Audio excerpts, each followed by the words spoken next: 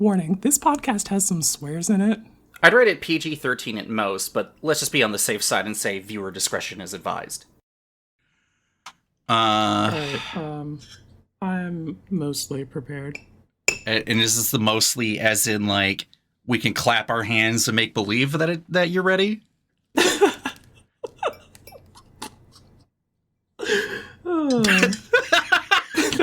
I don't know, that really got me. Clap our hands and make believe that you're ready. Time to raise your blades, heroes. And check some vibes. It's the Heroes Blade Vibe Check.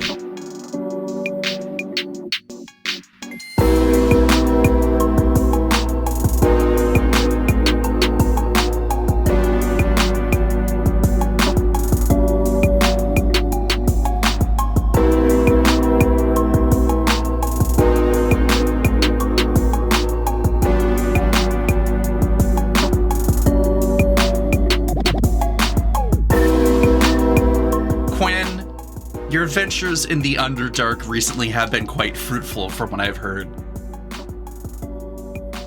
Yeah, as it turns out, Faerun called me back, and I'm back to find its secrets and, I don't know, write some tales, break some hearts, maybe smooch an attractive character or two.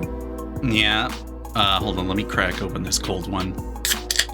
Alright. Yeah, no. Update 8 for Baldur's Gate 3 came out, and I, like many, heard the siren song. Like the harpies in Act 1 that you fight on the beach. You fought them, right? You did do that part?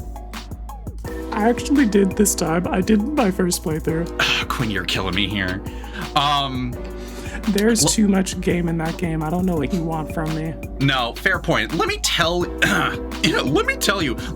you about a brief little aside, as we do at the beginning of all of these episodes, where my girlfriend and I were like, hey, let's play couch co-op something. What is that something? Well, the first one, I'm pretty sure, was Divinity Original Sin 2. And then we played Baldur's Gate 3. And then we went back and played Divinity Original Sin 2 to completion with some mods and a better understanding of the game's mechanics. And it's very likely that we are leading our way up to doing more couch co-op with Baldur's Gate 3. Now, let me tell you this. There are, I have some of this as evidence. Between the two games and the 3 sessions that we had, we collectively have about, let me do the math, nearly 250 hours of gameplay. It's probably actually closer to 300. That's a lot of fucking time in the game. Because there is a lot of game in these games, Quinn. I feel as if you just don't understand that. And the other problem, too, is when... I understand that more than everyone. I recognize that there's too much fucking game in this game, and I'm not going to see it my first playthrough or even my second playthrough. If we're going to see all of this game, it's going to take multiple playthroughs. Or YouTube clips or whatever. But, like... the other thing too is, like, obviously you as a single individual person going through the game multiple times, trying to get every single different iteration. Like, that's crazy talk. That's insanity. But, you know, when you see certain YouTubers who were playing it the first time, like the main release came out a couple years ago, which is crazy to think about that this game's been out for about 2 years, not counting early access or anything. But the YouTuber's like, cool, this is my 7th playthrough. I'm currently fighting the entire game solo with only one single PC character spec'd out to obscene levels, and they're just cheesing every fight. And you're just like, sorry, hold on. Did you say 7th playthrough? Checks notes. I'm still only 50 or 60 hours into this game with my girlfriend. What the fuck are you talking about? But yeah, no, there is seriously a lot of game in these games, and Larian Studios does not fuck around with this shit. They really don't. So this time my playthrough, my first playthrough, I think I really like bounced off of combat because one, it was the I think like medium difficulty. Hey, not having a whole lot of fun on the medium difficulty, so I'm setting that to. I think, maybe. I don't know the fucking names for them. I set it to the fucking easy difficulty for this playthrough because I'm not trying to be fucking challenged that much here. I'm just trying to get all of the story content. We're playing this on content tourism mode. I want to see what all of the game has in it, and if it's more difficult than this, then it's going to be like, it lowers the chances that we're going to see the end of it. Secondly, I was a druid in my first playthrough because they mentioned elements and also wild shape was appealing. However, mechanically, I could not care less about what the druids are offering me. So we tried again this time with a sorcerer, and my goal here is to roleplay Azula from Avatar The Last Airbender. So I selected the things that would give me access to the best lightning and fire powers. So obviously we're sorcerer, and then we chose the spells like the cantrip that sends a firebolt. Yeah, firebolt. We got that spell. We've got the shocking grasp and the chromatic orb that we exclusively cast in lightning mode. And we're wearing every one of those silly little lightning charges equipments. If we find them and we can equip them, and yes, gamers, we are spending feats making sure that we can equip these equipment because I'm extremely committed to this bit. We are going to wear all of the lightning charge equipment, and in particular, I'm enamored of the Spell Sparkler staff because I like to hit the click, click, grah with the fucking magic missile. So every time I hit with one of those, it does additional lightning damage and stacks with the lightning charges for me. And if I'm hitting that at a high enough spell casting level, and I've started my turn in like the water puddle, so I've got the like, I think spark steppers or some shit like that. The boots that if you start your turn in water, it electrifies the water and it gives you 3 lightning charges. So I'm just like, I'm charged up, I'm shooting people, and once you get to a certain threshold of lightning charges, you do like an extra attack's worth of lightning damage, damn near. If there's one thing that Larian has done, which feels incredibly unfair from anyone who plays in like tabletop of like D&D or whatever, like here's the thing. This is definitely a Magic the Gathering podcast, but first of all, hear me out. But Larian always adds sort of the extra layer of the RPG part by being like, well, on paper, you can kind of like hand wave some of these things or like homebrew your whatever. But because this is a computer game with far more limitations and you kind of need to keep some things on the rails, they're like, all right, compared to 5th edition D&D, where you can only have 3 magical items and be attuned only to 3 of them, how about we just say you can get as many magical items as you want?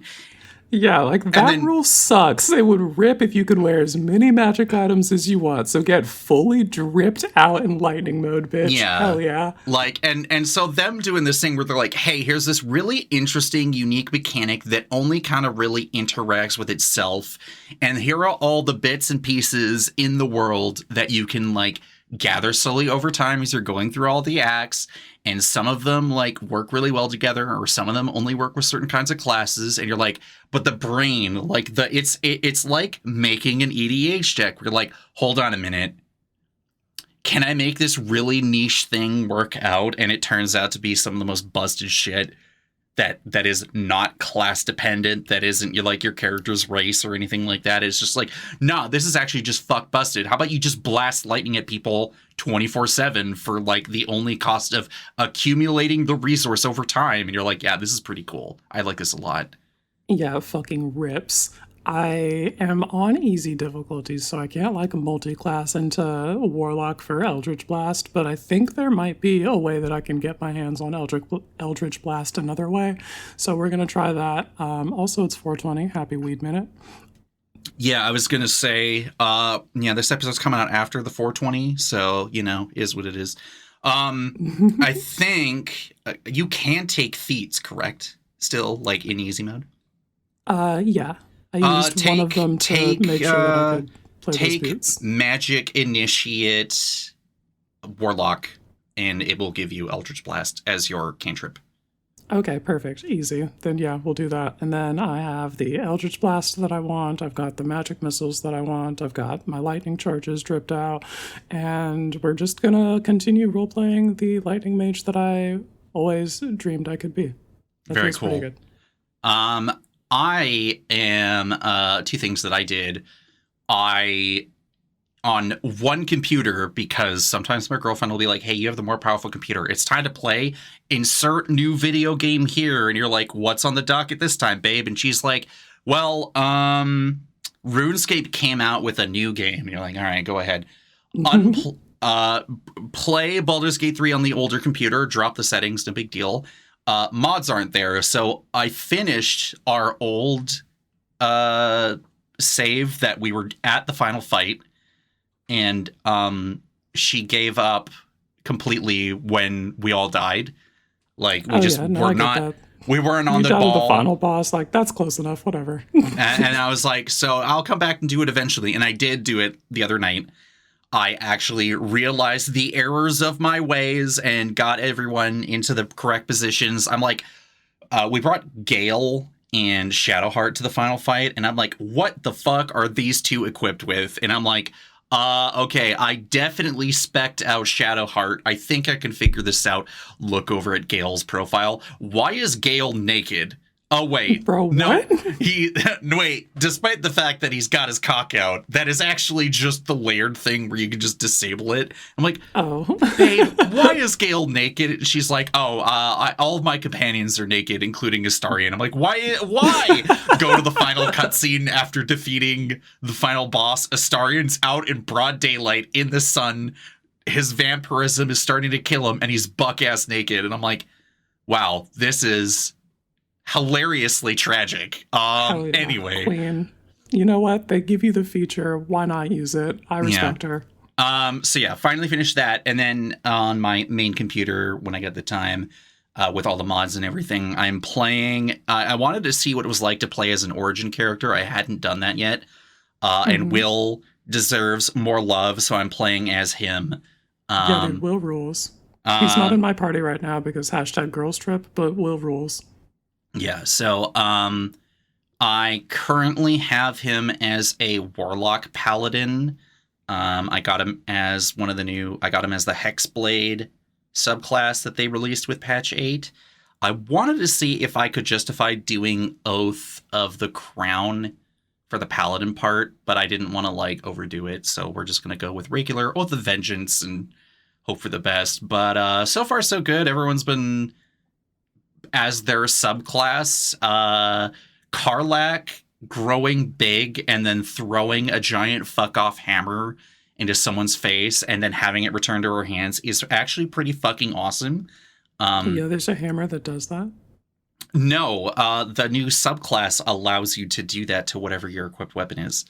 Oh, that's so sick. Yeah, there was oh, here's the returning pike, and then Larian Studios said, hold my fucking mug of beer, and then they're like, Path of the Giant, give your hammer lightning or thunder powers, and then have it magically return to your hand after throwing it. I'm like, sick, we could just play as Thor. All right, that sounds awesome.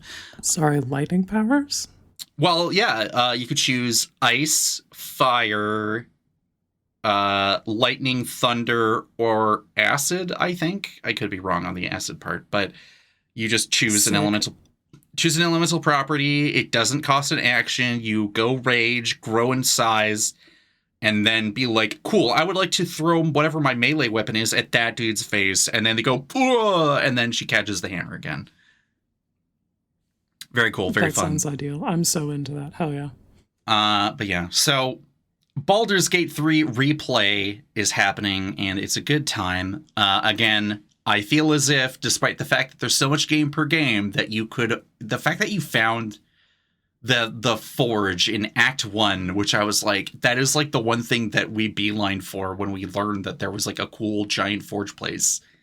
Yeah, I heard about the adamantine forge, and then there was that it's protected by a giant guardian and that it would be a puzzle fight because it was weak to only a hammer or something like that. And I was just like, I am just going to take the elevator to Act 2, actually. No one has a hammer in my party. Wait, it's dead. Oh, I see. I understand how that works. All right. But yeah, Baldur's Gate 3. What a cool game. Baldur's Gate, Battle for Baldur's Gate, the set. What a cool set. Bring it around.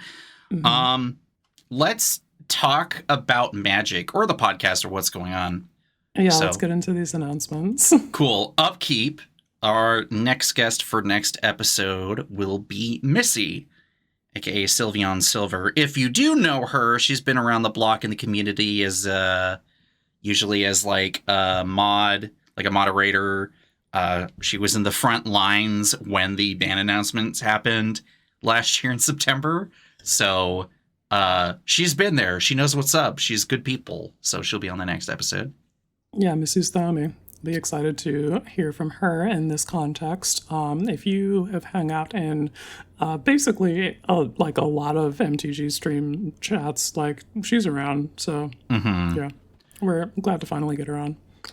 We also tend to have her over on MTG Lexicon, the Dibar of EDH. So, you want to check us out, go watch the streams on Saturday. She might be showing up, which is very more likely than not. Also talked about how she would not give up during the Megatron battle that was happening, but that's all in good fun. And I know I mentioned it last episode, but I will mention it again. More Smoking Mids is on the way. More on that later when we get there, but podcast time length go up over time, and this is no exception to the rule. The podcast in the podcast. All right, so let's talk about vibe checks. Quinn, I put the original cons of Tarkir Legends in this section, and I figure we just go over them and let me know what you think about them. Yeah, that sounds good. So, original timeline shenanigans before before Sarkhan fucked it up again. He really did fuck it all up. Everyone's like, I could talk about this another time, but let's just say, despite his best efforts, this man is completely in the wrong at like every single goddamn point of his life. This poor freaking guy. Okay, so let's talk about Anafans of the Foremost to start. White, black, green for 4/4 human soldier, so above curve. Whenever Anafanza attacks, put a +1 counter on another target tapped creature you control. If a creature card would be put on into an opponent's graveyard from anywhere, exile it instead. So this is like the craziest graveyard hate bear, but not hate bear. Yeah, we love her. Hater queen. She fucking the head of Minion Abzan +1/+1 counters deck, except it's actually the Rude Stacks deck, and they're putting +1/+1 counters on like Drannith Magistrate and Thalia. Yeah. Now, in general, as with most of the legends in Khans Tarkir block, I want to say yes. It's unfortunate. On curve play, like making her a 7/6, great. I wish he had evasion, but we do what we can, Evasion? It's fucking checks notes 2014. You don't get evasion on your 3-color legend. No, you know what? You're totally right, though. But yeah, she already has 2 paragraphs. Yeah, no. But yeah, getting the sword on her is pretty good. We're in the right colors to give her evasion of some kind, preferably trample. But most people are not going to be inclined to block a 7/6 like on turn 4. Or they're fucking scrambling to block it, and you start getting things like Professional Facebreaker eating blocks, which is, I'll take that. Yeah, no, there are some times where I'm like, I guess I have to use this really cool card engine and block it, because taking it to the face is just not going to be working out. Unacceptable, yeah. I should put you on notice real quick, and I like that. I'm signing off on that. Cool. What's next? Narset Enlightened Master, 3 blue, red, white for a 3/2 human monk with First Strike and Hexproof. She passes the Hero's Blade vibe check, but she also passes the Bloodthirsty Blade vibe check in that she is for fucking villains only. I don't know how to build this in a way that's chill, and it doesn't matter if you put a Hero's Blade in the 99. I quite frankly don't care. She's just gonna spill too much value out. So anyway, there is another whole line of text on this card, Quinn, but you are totally correct. So whenever an Narset attacks, exile the top 4 cards of your library until the end of turn. You may cast non-creature spells exiled with the start this turn without paying their mana cost. You can't do that. As we are in the reality of casting from exile is like more bonkers than ever, Narset has only become more villainous over time. And I don't know, it doesn't matter which version of her it is. They're all like pretty good. If there was a way for me to put this, I would put Narset in the same tier as Teferi in terms of like, it doesn't matter if it's the creature version or it doesn't matter if it's the planeswalker version. They're going to be fucking you up. They are probably going to be fucking you up. That said, Planeswalker Narset from Ikoria, I think, is one of the only Narsets that's not like on-site. Immediate fuck busted, like from the word go. Yeah. Yeah, you look at her and this is a 4-drop mana rock to me. She's also a card advantage engine with a little bit of removal that comes at kind of a hefty cost. Unless you build around it, of course. We play her in my Jeskai Reanimator deck, so the discard is like, oh, I'll discard this Angel of the Ruins and burn your thing for 7 or whatever. Yeah. No, I mean, yeah, that version definitely does the work. What a neat card, though. Yeah, we like her. Yeah. Okay, so the answer is yes, but actually no for Narset. Yeah, she passes the Hero's Blade vibe check, but does she pass the will I let you in this pod vibe check? Fam, I don't know. Because then I have to go across the lake and fucking talk to the monks who are guarding my War Crimes Rowan deck, and I don't want to have that whole conversation with them. They have to get the keys to the locks and take the chains off of the chest that the deck box is kept in. Need a biometric scanner read and all this other shit. Yeah, no, I get that, yeah. Yeah, dude, they are bound to vows of silence, so I just like, I can't. All right. Sidisi Brood Tyrant. 1 black, green blue for 3/3 Snake Shaman. When Sidisi enters the battlefield or attacks, Titan templating, let's go. Put the top 3 cards of your library into your graveyard, aka meld 3. Pretty good. Whenever one or more creature cards are put into your graveyard from your library, put a 2/2 black zombie creature token onto the battlefield. Considering that there is an attack trigger clause on the first part, I want to say yes. You know, she's a fucking Titan, so I'm saying yes. It'll just suck a tiny bit when you mill the Hero's Blade, and it's not a creature. Yeah. But obviously, on the other end, Sidisi, even when I had a Sidisi deck forever and an age ago, I always thought about creating the numerous iterations of milling yourself. And then so that way you could maximize the amount of zombie tokens that you're putting out on the battlefield. And, you know, Sidisi's aged pretty good, all things considering. Yeah, I think she's still got plenty of play. Yeah. But we'll just say for the sake of, yeah, Heroes Blade vibe check for sure. Yeah, pass. That's a 6/5. Beep, beep. Sirach Dragonclaw, 2 green, blue, red. No. Nobody gives other things trample. So a 5 mana 6/6 because, you know, if you're playing a green card, you gotta be above curve on that mana value. You know what they say, everything's bigger in Temur. Yeah. Flash, Sirach can't be countered.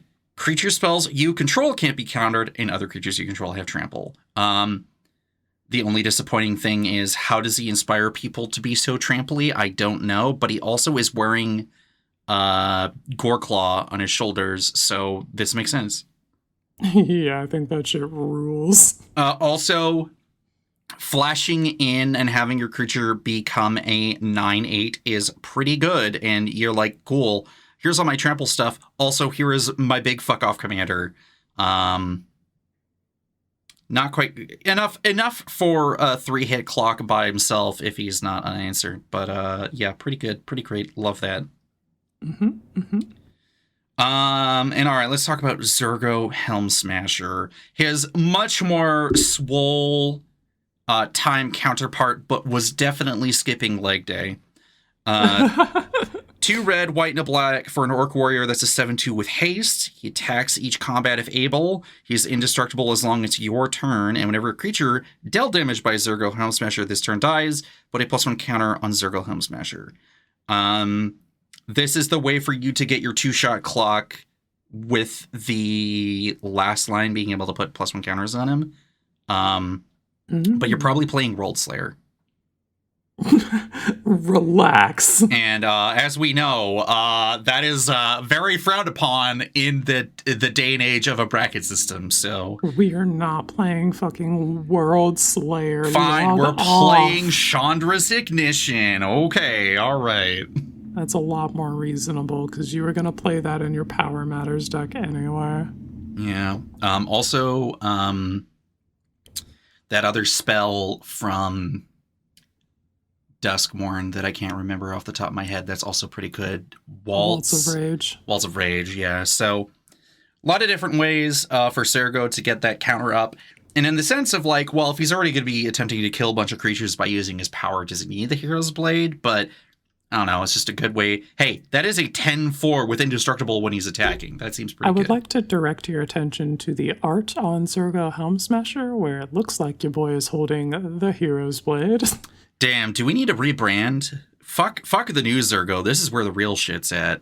All right, relax. New Zergo's Rip. They're both cool. But yeah, so yeah, as it turns out, wow, all 5 passed the check in one way or another, and that's pretty freaking awesome. Surprise. Yeah. Sword from the set that these guys came from is good on these guys. Wow. Yeah.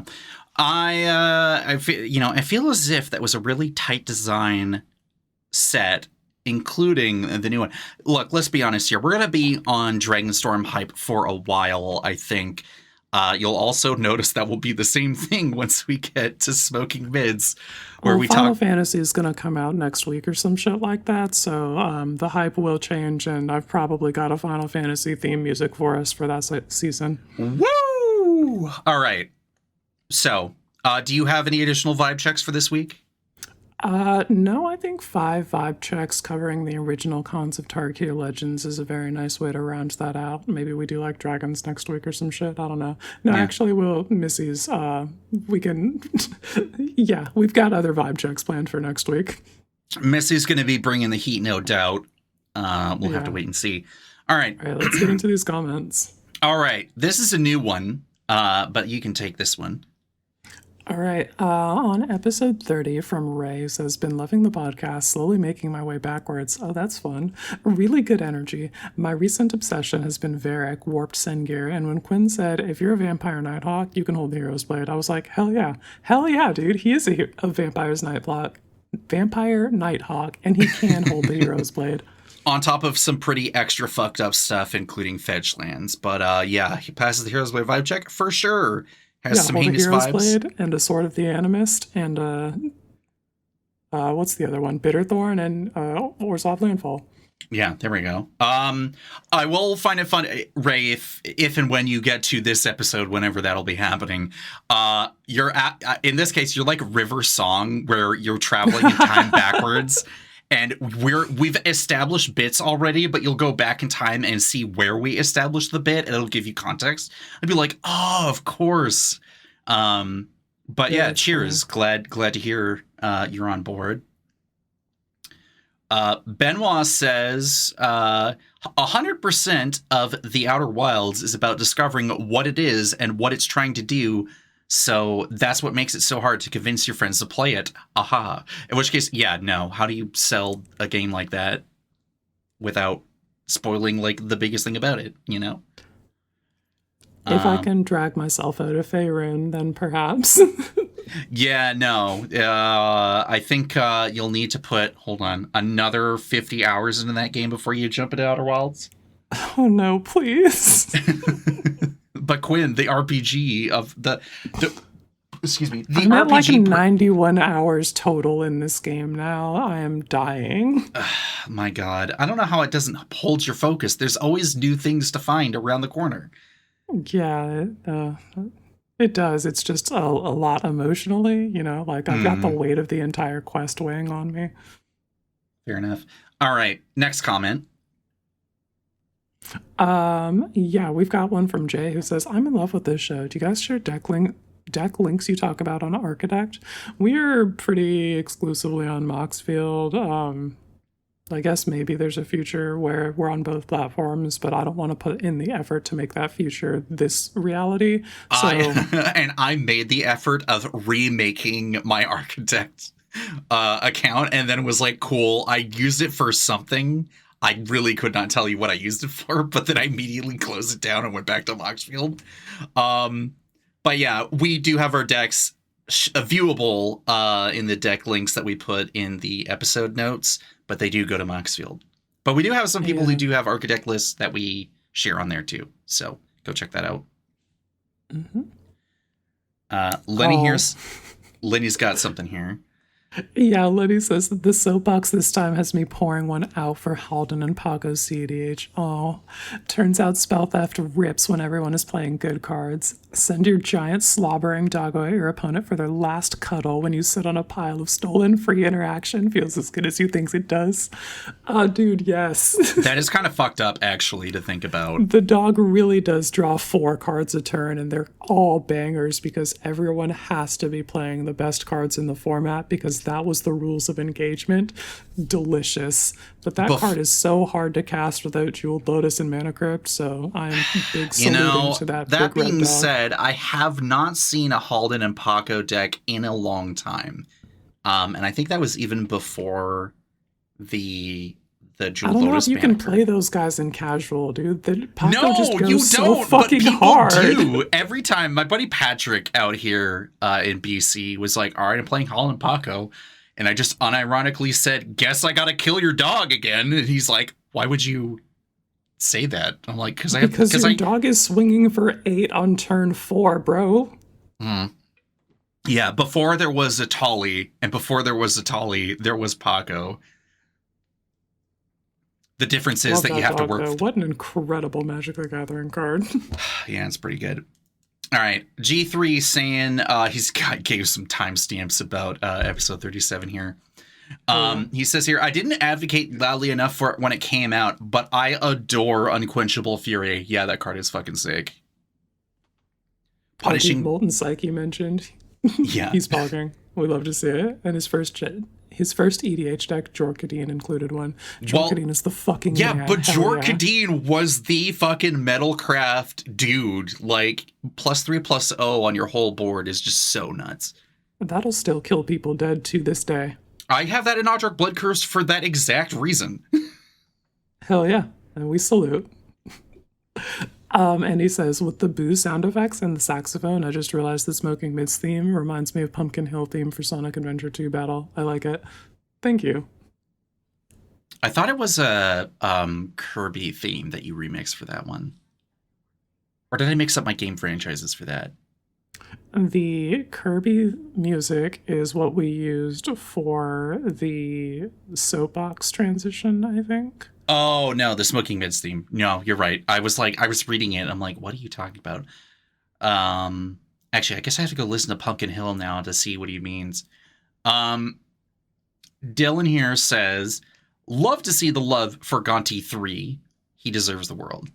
You're so right, Dylan. We will give it Gonti the world, or rather take it by force. It's pretty fucked up. And Laura finishes off the whole thing by saying, Fellothar is so cool. I love her so much. I'm trying to be concise this time, so I just want to say thank you for the amazing episode and say one name, Tersa Lightshatter, who's also Stan Tersa Lightshatter. I got a foil altered version of her that I've been like looking for a home for her, and I'm not quite sure exactly where she fits just yet, but she has a home. Howler. Yeah, it's probably into Howler. Yeah, that's where mine is going. Yeah, to me, it's like we have her and we have Kiora that like does the same thing, but one is the looting version and one is the rummaging version. And then they both, oh my god, they literally are counterparts because they both have a threshold. Yeah, one makes a giant kraken and the other gives you card advantage. It's just a matter of what do you highly value. Okay, ladies, just hold hands and make it work. Okay, I guess it is going in Howler. God damn it. Yeah, they're perfect for each other. Yeah. All right, Quinn, you know what time it is. It's time for me to say goodbye for a sec so we can go to the smoking mids dimension. Yep, correct. In you go. All right. Hey, y'all. It's time to do the podcast in a podcast, Smoking Mids. Let's check in with Benwa and Quinn and see what's going on this week.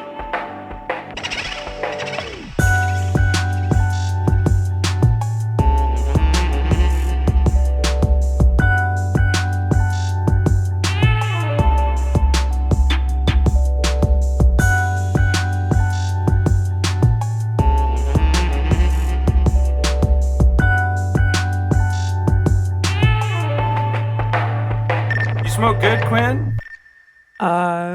No, don't smoke it good. Fire? Smoke mids. Welcome to Smoking Not Mids. rehearse my lines for that. Welcome to Smoking Mids, the show where we smoke mids. You know, I've been thinking, Quinn, what if we changed this to be a podcast about Lord of the Rings? Continue. Then we could be smoking Middle Earth. Much to think about. I'm gone off that long bottom leaf. That shit that made the hobbits go back for second breakfast. Do you smoke good, Mr. Frodo?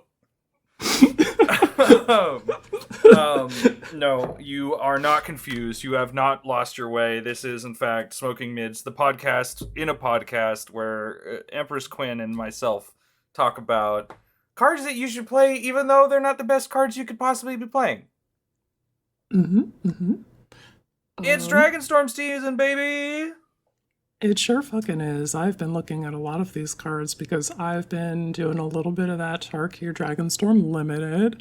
I hear it makes you a better Magic the Gathering player, so we're going to see if that actually is true. And also, that's a great way to acquire cards on the MTGO client, Lamau. MTGO mentioned. This is where the editor will put in a MTGO mention. The air horns? Yeah, maybe not the air horns. Whatever the editor thinks the appropriate noise is for MTGO mentioned. Fair. Okay. What have you learned? I have learned that the village cycle, with the obvious exception of the blue Mistrise village because of the text on that card, it's pretty mid. It's all right. Which one walks the line the best? Which is the one that you're most excited to sleeve out? I think it's gotta be the white mana one. What are the fucking names of any of these guys? It's Corey Mountain Monastery, Dalkovan Encampment, Kishla Village, Mistrise Village, and the other one. Gotcha. Okay. Yeah, it's gotta Great be the Arashan City. Yes. So the white one, the Dalkovan Encampment, I think the activated ability of that basically does the mobilize 2 whenever you attack this turn. That seems real good. It gives you those bodies to give you enter the battlefield abilities from impact tremors or whatever, and aid your go wide aggro game plan. And you can also just crunch them to instant speed activated abilities if you're nasty. Yeah, and something I find exciting about these, the way that this is formatted text-wise, this land enters tapped unless you control a swamp or a mountain, means that this color identity is just white. You do not need to be playing Mardu. In every on-color deck that I'm working on as of late to see what's good with it.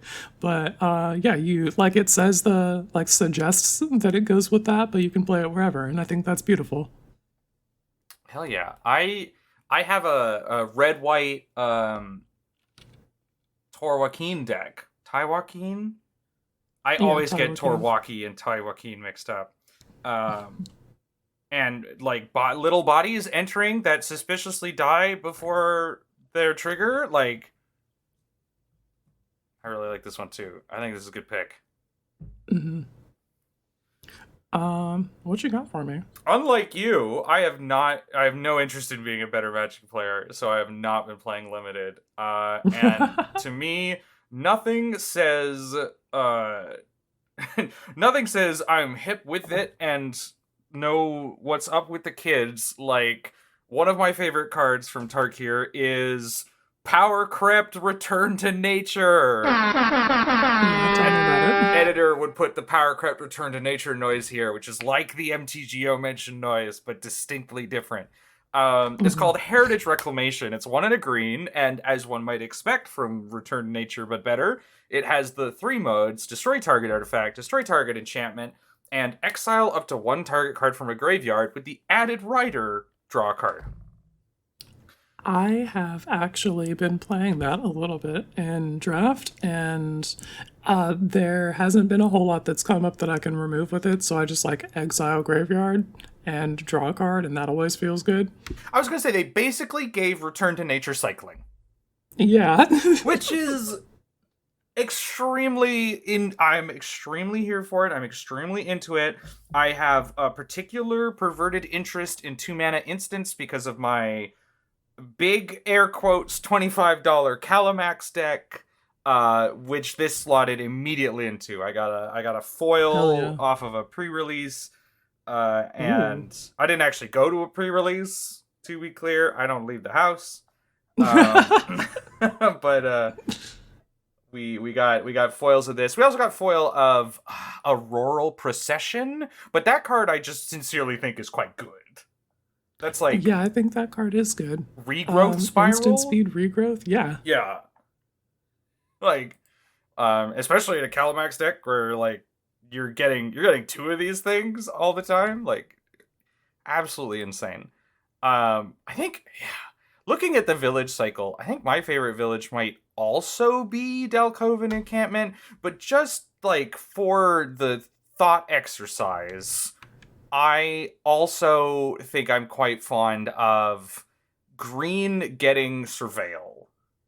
Like, I'm not necessarily fond of like green getting everything. Like, okay, continue.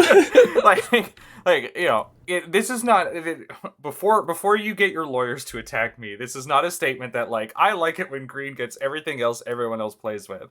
But I do like, one, I like card advantage that's not just explicitly drawing cards, because I think that's more interesting.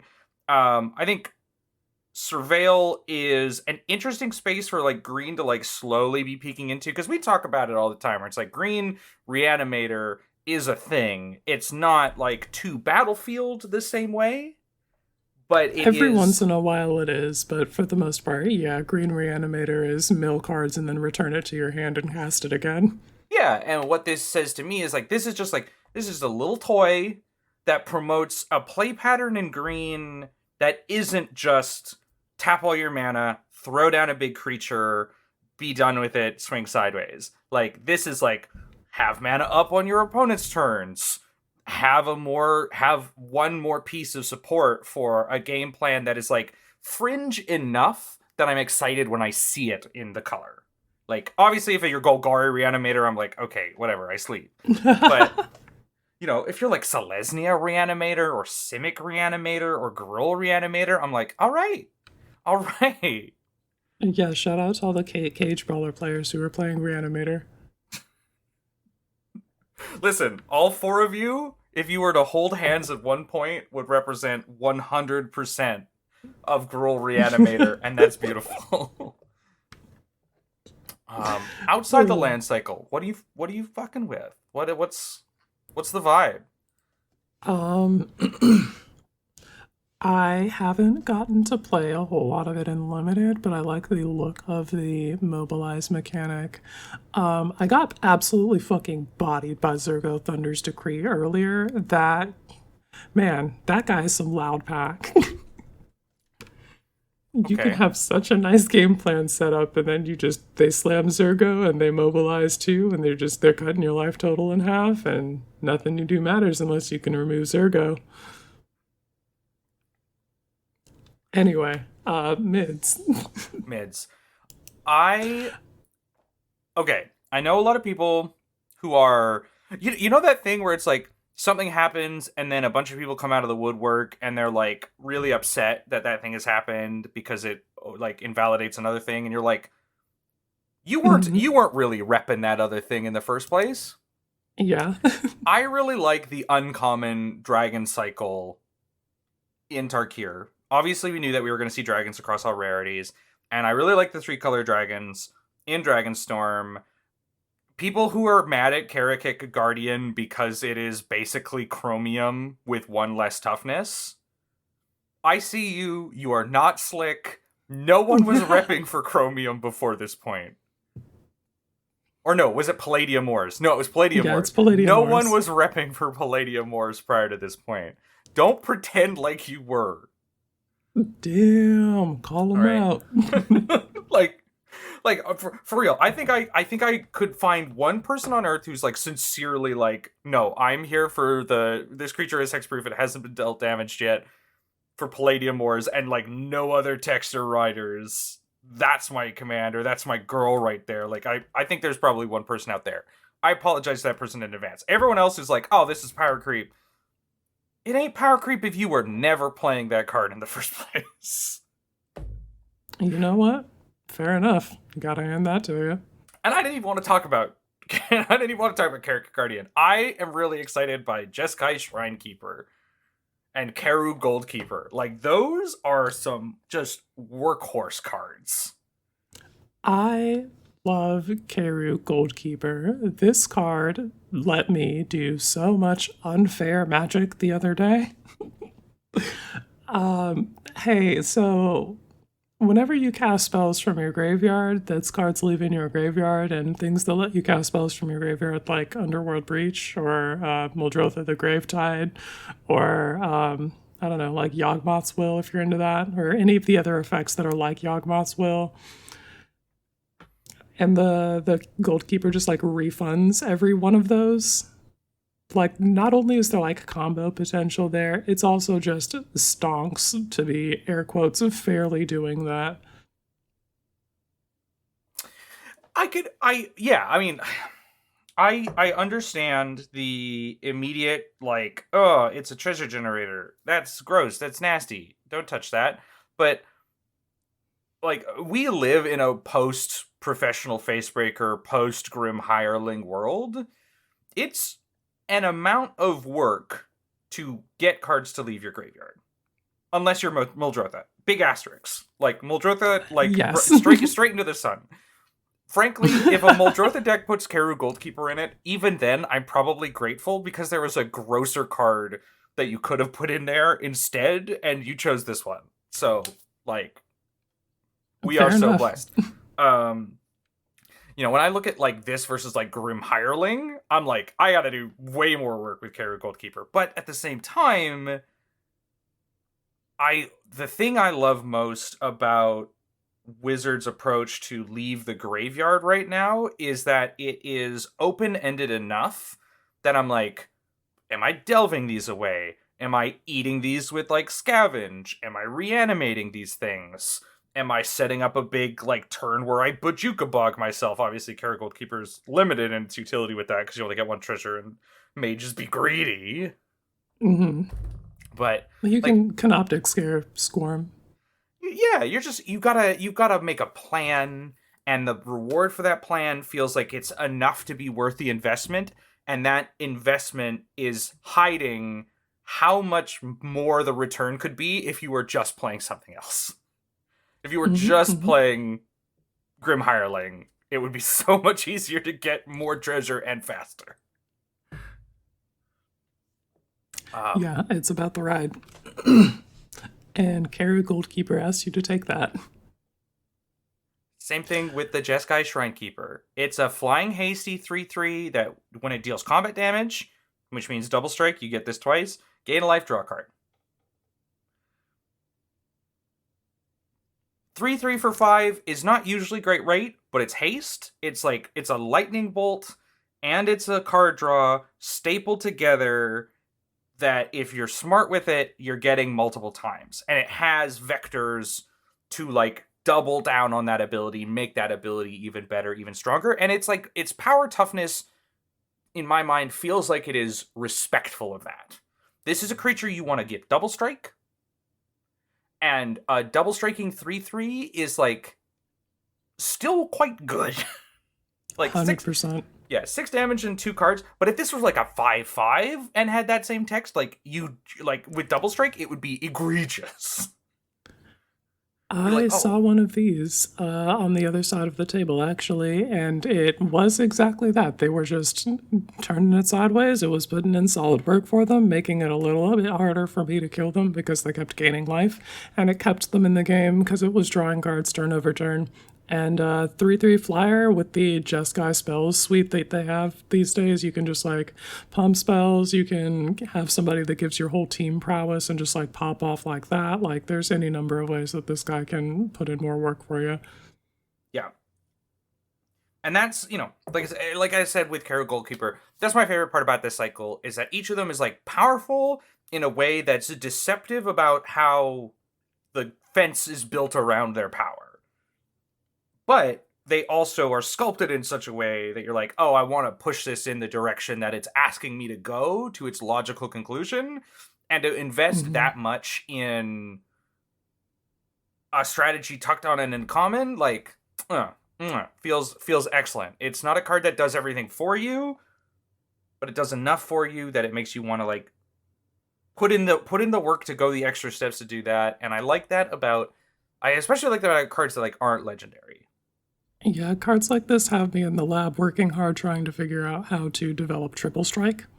Mm-hmm. Top scientists are working on how do I double strike double? It is just take an extra combat. We cannot let Morrow hear this.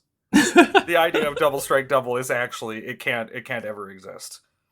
A quadruple strike. The people aren't ready for it.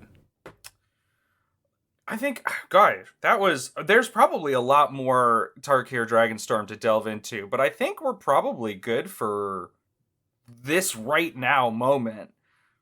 You're Quinn, so right. It's probably about time to head on out of here for this one.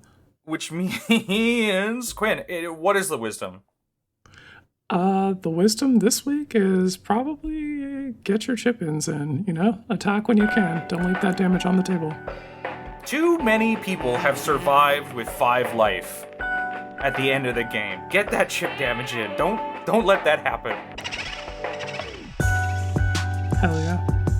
Later, gamers. Bye.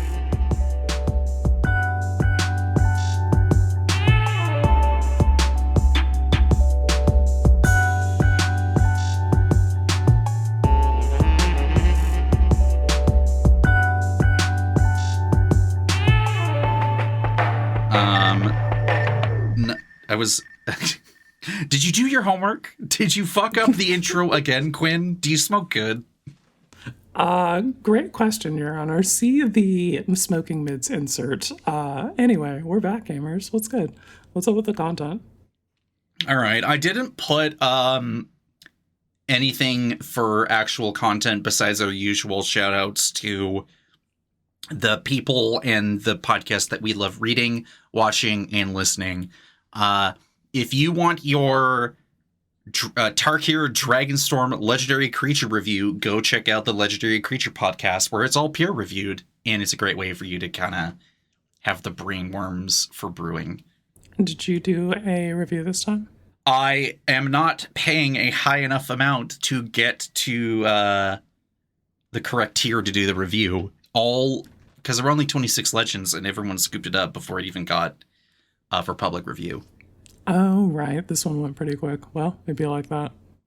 The 99 review, I imagine, will be coming out in the future, and I did get some reviews in for that, so...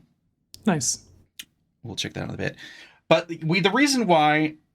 Excuse me, we... oh my god, excuse me. We waited to do recording until the announcements came out from the Commander Format panel regarding some unbans and some other stuff. But before we get to that, which is obviously the main highlight, Wizards announced that they will be doing something regarding digital Universes Beyond cards because, wow, they didn't get the licensing for it. So did they say that, or are we just assuming? We're just assuming. We should remember not make assumptions. Remember when it took forever to get Warhammer and Fallout on MTGO? Yeah. Yeah. So one of the reasons that a lot of people were trying to figure out is like, well, these are properties that aren't owned by Wizards of the Coast or by Hasbro. So if they're already paying for the rights to have them on Magic the Gathering cards, like what's the next step, right? And people have kind of figured out, or it's mostly just, guessing at this point, but it's pretty likely that, especially with like Marvel, that they couldn't get the digital license to have the cards be put in MTG Arena, because that way, like when the app updates, all their advertising will have like Spider-Man and shit on the logo. And they're like, whoa. We have Marvel Snap to sell to people. We can't be having that. Now, I don't know if that's exactly the reason, and I was looking forward to seeing if we could have Sephiroth versus Cloud in Brawl matchups, but it seems we will be having a Through the Omen Paths version of these sets. They said they were doing that for Final Fantasy? The two sets that will be coming to Arena will be Final Fantasy and Avatar: The Last Airbender. Those two sets will be coming to Arena and MTGO, but the Marvel sets and future Marvel sets will not be coming to Magic digital platforms. They will instead be released through the quote-unquote through the Omen Pass version, where will be universes within skins of the cards. Okay, yeah, so you can still have Cloud v Sephiroth Brawl. Yeah, I did. Okay, read the article before you go on the episode, Cole. That is what the Herald's Horn podcast is for much more accurate news information. This is not true. I think Cal's messed it up a couple times anyway. But yeah.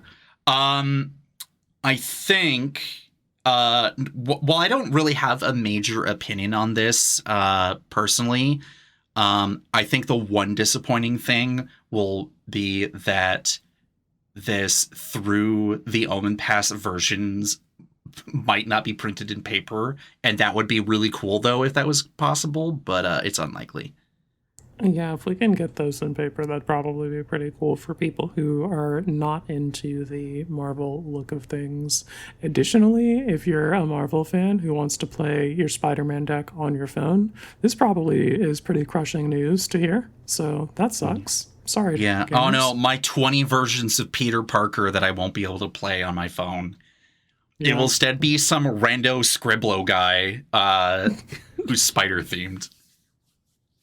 Yeah, we'll take that. That's fine. Yeah. But that being said, I wonder what this will mean from a standpoint of like how will that affect other Universes Beyond sets, and if that might affect other properties, if and when they announce what those will be. The only minor hope I have will be that this will be an indicator that they will kind of lean back on the Universes Beyond releases in the next few years, but we honestly don't know anything, I think, until like midway through 2026 for Spider-Man, so we'll just have to wait and see. Yeah. All right. Looking forward to it, though. All right, the big meat and potatoes, the big thing everyone's been waiting for, the one that I'm like actually kind of like whelmed by, which I think I'm kind of thankful for. The Commander format panels announcements, which included 5 unbanned cards and 18 cards, plus those cards that were unbanned, that were added to the bracket system. The Game Changers list. The Game Changers, yeah. So let's go over that. If you have been a Primeval Titan fan, fuck you. Go cry a river if you tried to like buy these cards out ahead of time. Too bad, boohoo for you. If you are a Gifts Ungiven truther, you have been redeemed because they have been Gifts Ungiven. Yeah. Sway the Stars, Braids Cabal Minion, Coalition Victory, and Panoptic Mirror, which I honestly don't know most of these cards, or I just don't really care. So this unbanning really doesn't affect me at all. I also don't have any feelings about any of these cards, except for the fact that I play Intuition in Inala, my CEDH deck, and Gifts and Given is kind of another copy of that, so I'm probably going to have to figure out a spot for that, and also lines for that, which is... I don't know, dude. I kind of hate intuition piles. Maybe I just cut intuition, actually. Maybe that's the answer. Yeah, that sounds like it. So we'll go over each of the individual cards in case you don't know or you do know. So let's start out with Gifts Ungiven. Why is this not open? Okay. Gifts Ungiven is 3 and a blue instant that says search your library for up to 4 cards with different names and reveal them. Target opponent chooses 2 of these cards, put the chosen cards into your library and the rest into your hand, and then shuffle. So this is a tutor that you probably find the 4 cards that you don't care which zone they're in, and then you just put them wherever. You say, cool, thanks, bud, and then you, I don't know, combo over people about it? Like, I don't know. Entirely possible. I think there's also a world where you maybe find like a Dread Return and a Drakuseth Maw of Flames and a Razaketh the Foul-Blooded and a Sphinx of Uthun. I don't know. Yeah, maybe. I think this is one that's been kind of... People were wondering if and when they were going to unban it, when considering that... What is someone... Okay, let's start off by addressing the fact that they didn't ban anything, and they only unbanned stuff, and especially stuff that people have been wondering if it was going to be coming off the ban list for a long time anyway, because of just how power creep has affected Magic for years. And the other thing is that most people are probably not going to be affected by this whatsoever. And I think because they are getting moved from banned to the Game Changers list, you cannot see these unless you're in bracket 3. So if you don't wish to see these, then you simply don't play bracket 3 games. Or above that, obvious. And if you go read the articles regarding this stuff, and then or you go watch the Good Morning Magic video that came out today, it'll give you a lot of insight of the hows and the whys and everything. I think the communication this time has been pointed out to be really good regarding everything, and I do agree with that. But I'm getting ahead of myself here. Let's go over the other cards. Sway of the Stars was the other card that was unbanned. Yeah, fucking 8 blue for this sorcery. Each player shuffles their hand, graveyard, and all permanents they own into their library, then draws 7 cards, and each player's life total becomes 7. I hate this shit. I don't know, like Worldfire got unbanned, like what? I hate that shit too. Yeah, but no one's playing it, so like who gives a shit? The couple of people that are playing it are doing the like Chandra, who gives you the emblems that hate you, and Worldfire, and that's probably fine. There's also people who are doing the like Joyra, suspend larges, and Worldfire, and that's also probably fine because you just like end the game instead of it like completely invalidating everybody's game plans up until then. Yeah, no, I mean. Again, like these cards aren't even on my radar even now that they're unbanned. So like, again, until someone decides to commit the most heinous of actions towards me that makes me really salty, then like I really don't give a shit. Speaking of salty cards, let's talk about Braids Cabal Minion. Oh, her. 2 double black for a human minion, 2/2 at the beginning of each player's upkeep. That player sacrifices an artifact, creature, or land. A lot of people I've been talking about the fact that Benwa's like, whoever's been waiting to make a Braids deck, I am concerned. Like, what the fuck? To which I agree with that sentiment of like, why are you all immediately jumping on the fucking bandwagon? Because people love to be a little horrible to each other, which I'm not, like, innocent of. I have a Toxtril Fairies deck. Yeah, but that's 7 mana. And you're not hitting everyone's lands, too. Yeah, I don't know. People just, like, want to be a little miserable to each other, and I guess if everybody is into being a little miserable to each other, then have your fun. Yeah, I'm ultimately, again, I think very similarly to what Popper did regarding unbanning High Tide. I think, what is it, Prophetic Prism? Is that... I don't know. I don't pay attention to that format. Cool. I don't either. But in regards to Popper, at least, and the panel, considering how that, their BNR announcements happen, every 3 months or whatever, like, they're able to do it as sort of a stress test to see what they can do in the format. And then if it becomes a problem through, like, their data collection, then they can just ban High Tide or whatever the hell is going to be the problem. But they're just doing it to kind of test the waters. And outside of them mentioning that there will be no other major updates regarding bans later this year for Commander, and they'll be continuing to flesh out the bracket and game changer system, I do see this as a sign of, like, they're willing to take a chance to see what's going on and what people's reception to it will be. Is Braids, like, the worst thing in the world? Absolutely not. Will it be a miserable play experience if people intentionally lean into that? Yeah, definitely. Yeah, you can also just be similarly horrible with the newest Braids, and she's castable off of Dark Ritual on turn 1, so... And the other thing, too, is that someone pointed out that you're already doing terrible things in Commander without these cards. Their inclusion won't be causing as many waves as you think they would. This is true. To the surprise of no one, Coalition Victory was unbanned. Yeah, this shit is a sorcery for 3 and Wooburg, and it says you win the game if you control a land of each basic land type and a creature of each color. Cool. Player Ur-Dragon, win the game. Yeah, if you're into that, go off my leash. Enjoy your 8-mana sorcery that says I win the game on it. Cool. Basically, Peer into the Abyss is that for me, and, you know... I guess I would never begrudge you that. My Coalition Victory purchase from how many years ago that I accidentally made that mistake? I don't know, but I guess past me is vindicated and current me is just severely whelmed.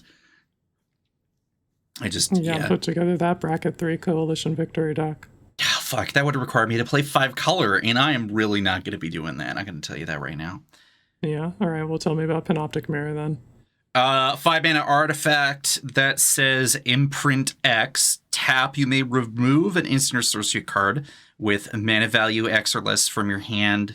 Or no, sorry, it has to be the exact mana value X from your hand from the game. It's imprinted under the artifact. At the beginning of your upkeep, you may copy an imprinted instant or sorcery card and play the copy without paying its mana cost. Now, I just want to check something really quick here. In the exile zone. No, it only specifically is the card you are exiling with Panoptic Mirror. I don't really care, because you have to pay 5... Okay, look, like, you can churn out a 5-mana colorless artifact pretty easily. Like, there's a lot of ways to cheat this out or do whatever. But you still, let's say baseline, you're paying 5 mana to put the thing out, and then you're going to pay X amount of mana to put whatever fuck-busted instant or sorcery card into exile zone, and then, I don't know, probably either win the game doing whatever stupid dumb card it is, or you just don't, or just gets blown up, and then you're back to square one.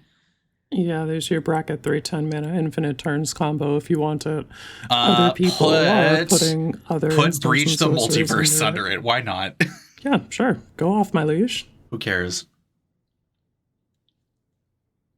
Again, the unbans, there have been some buzz about some of it, but ultimately I'm kind of just, like, pretty indifferent.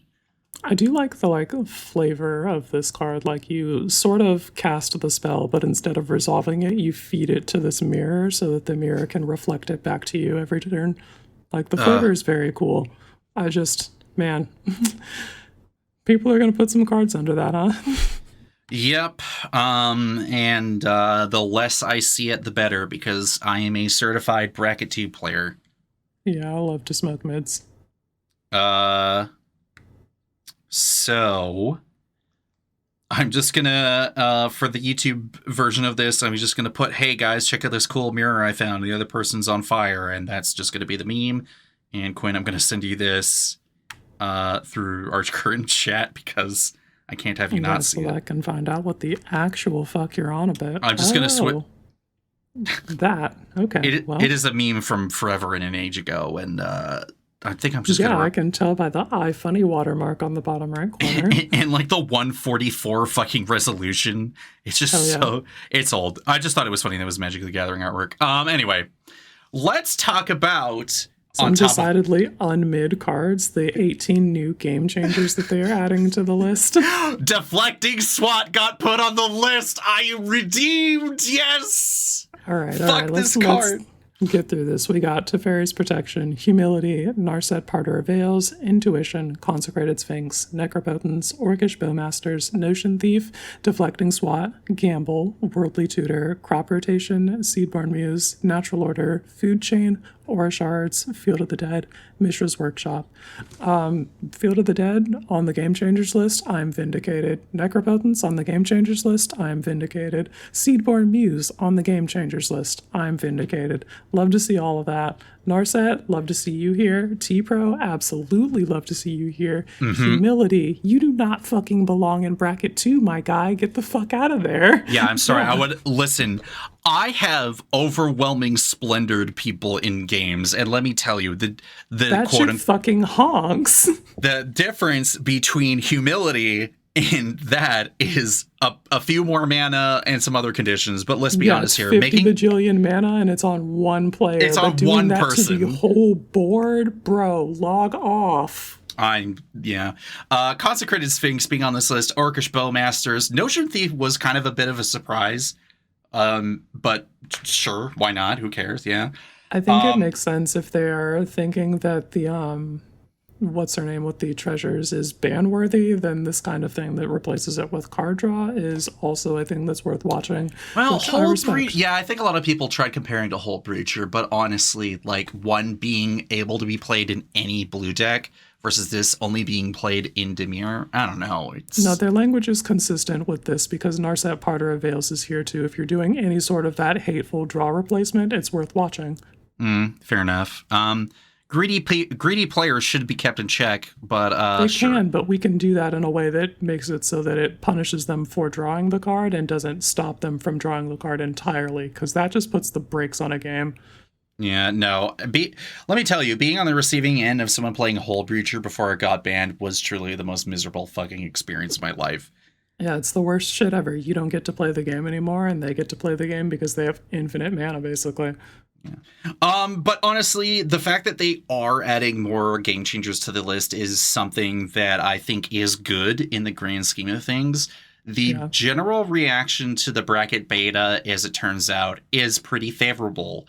A lot of people have found out that, hey, as long as you are able to use it as part of your Rule Zero conversation before it starts, and you kind of clear the air, it turns out it leads to a lot of pretty good, fair, consistent games. And then even some of the people who were just saying, yeah, this is a bracket 3 deck, is probably bracket 4, but whatever.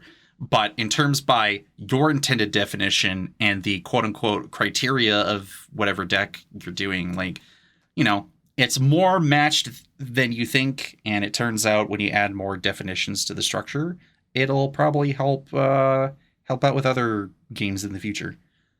I am putting on my shiny paladin armor that is wearing the sigil of the bracket system.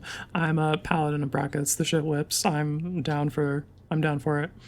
I saw Bobby Christine, who got out of surgery, in and out of surgery today, and it sounds like everything was going pretty good there. So that was great to hear. She started kind of live tweeting her reactions to Gavin's video on Good Morning Magic about all the cards that were being put into the brackets. She's like, yes, get your 6-mana Consecrated Sphinx out of my bracket too. Yeah. And I'm like, yeah, get that fucking shit out of here. I'm sick of it. You're going to deflate. Yeah, just, I don't know. There's a lot of things about this that are just, in general, yes, unsurprisingly, I'm a bracket believer. This shit is great. Get this shit out of my smoking mids games because, one, I'm not even going to be playing any of these cards anyway. And second of all, like, they really do. The tutors, some people are like, questioning about the tutors in the brackets, and honestly, I just think that, again, even with Gamble kind of being kind of nebulous of like how effective it is as a tutor, sometimes you don't even care what the card you're grabbing is going into the graveyard. So yeah, I think if you're playing Gamble, you're playing with the consideration that you don't care where the card ends up, and any of the sort of like increasing your deck's consistency by searching for exactly the card that you are looking for is going to change the like what your deck is capable of. So, I felt like there was probably going to be a bit more to talk about here, but the reality is that the reality is we're dabbing and pog champing because I feel like all of these things belong here, and I don't hate any of these decisions. No, I'm pretty excited to see it. Of course, any free spell by definition that happens to be going on this list, including Defecting SWAT, feels pretty good for me personally. Oh, they also moved 2 cards off of the Game Changers list. I did not notice. Oh, Trouble in Pairs. That's right. That was one of them. Trouble in Pairs and Trinisphere. Apparently, Charlotte was the big pusher for the Trinisphere unbanning, which, that, I don't know, like if it's not unbanning, but like removal from Game Changers list. Yeah, like it's not the worst thing, honestly. And if I think people who play Trinisphere know where Trinisphere belongs, and they don't play it where it doesn't belong, and that's probably fine. Okay, actually, here's the kind of main thought that I had about this. And I think Light put it succinctly in a tweet earlier, and that people cannot be trusted with some of this stuff. And that's why the bans and unbans and the brackets exist in order to create more structure. We've been talking a lot to some people in some Discords about the proof in the pudding, I guess, as it were, or like how effective brackets actually are in the grand scheme of things. Mm-hmm. And I think the data leaning 87% favorably in the bracket's favor based off of the last MagicCon that was used as the test bed, like the public test bed, means probably more likely than not, it's still pretty good. And the people who are kind of not necessarily like the bad faith naysayers, but the people who just kind of either like jaded or they're in a play group or environment where brackets don't really affect them a whole lot, like, I can understand their point of view, but at the same time, it's extra guardrails, and I like the fact that it's an option. I always enjoy that. It's scary out there in the wild. I like these safety tools. And honestly, again, the vindication part, but a lot of these cards, like, sure, I'll maybe play like a Gamble once in a blue moon. I have played Seedborn Muse. I am not without sin. I think I've had an Aura Shards in a list that I felt needed it, but didn't abuse it as readily as, like, let's say a token deck would. And Field of the Dead, I mean, I have that in a couple decks, I'm not going to lie. But in general, a lot of these cards are just really frustrating to engage with. And it's usually because of their kind of gotcha nature about them, or just their severe resource imbalance when looking at, like, Necropotence, food chains, kind of ridiculous. Humility, again, I don't really encounter that a whole lot, but it's still the idea of someone, oh, you know who I immediately, no, I can't talk about that person. Never mind. Like, it's time to talk about the worst person who hates Commander that is not a made-up person. I promise you, I blocked this person on social media. This person exists. But they're like, I love humility. I'm like, I fucking hate you, to be honest. Oh, okay, hold on. Here's the other jumping off point. And I'm waiting. I'm waiting for Andy and Kyle of the Legendary Creature podcast to go over this. I reached out to Andy. I'm like, Andy, there are people with various different opinions about this, but you two guys talk about this a lot on the podcast of how you assign morality to cards and gameplay and so on. And one of the things that they talked about when they were talking about the brackets and the bans and everything is about intent. And what are your intentions when you put these decks together? And if you intentionally, under bad faith, attempt to break the bracket because you just push the bar of what a deck is capable of doing within the confines of the bracket, like, you're already engaging the game in bad faith from the word go. You do not have the same intentions. You are not here to smoke mids, you know? So today, some people were talking about, well, rather than softballing what you want out of a game, how about you be more honest about the fact that you do not want to engage with these cards in this game, whether necessarily like it's a bracket game or not. I will decry Rhystic Studies to the ends of the earth. I severely dislike the card. If I'm capable of removing it on site and pay my taxes doing it, I'll probably do it. Yeah. But at the end of the day, people, this is kind of the nebulous point, and I want to see what Andy and Kyle have to say if they talk about it, because I think it's easy to say that people should be divorced from their emotions when it comes to what cards and strategies people play. But at the end of the day, people but we're fucking humans. We're still really emotional. And if this shit tilts me into the fucking sun, I can't really help it. And if the person is a notorious troll about it, I'm also going to be tilted into the sun. And sometimes, I know it's silly to be like, oh, I'm not going to like this person by playing the game. But like, there are people who I'm like, you know what? I like you as a person. I cannot play this game with you. And if I don't like this person, there was probably never going to be a chance I was going to be playing a Magic game with them anyway. But like, there are people who are like, oh, I'm a certified villain and oh, I win out of nowhere and all this other stuff. And it's like, good, you play a good game and you like playing those cards. But the problem is you like playing those cards and that creates an environment or an expectation that I am not willing to match, you know? So again, when I say I'm a bracket 2 player, when I looked at what Moxfield was showing me before they modified like the bracket system of like, you can have it auto-assigned from the get-go, but then they modified it where you can input your own bracket assignment. And 9 out of 10, my deck was described as a bracket 2 because that's where I like to play. I don't like game changers a whole lot or this or that, you know. So if I do have them, they're on an exception, and it probably means if I'm willing to lean into those cards and not just willy-nilly adding them, that probably means I'm expecting a different kind of game.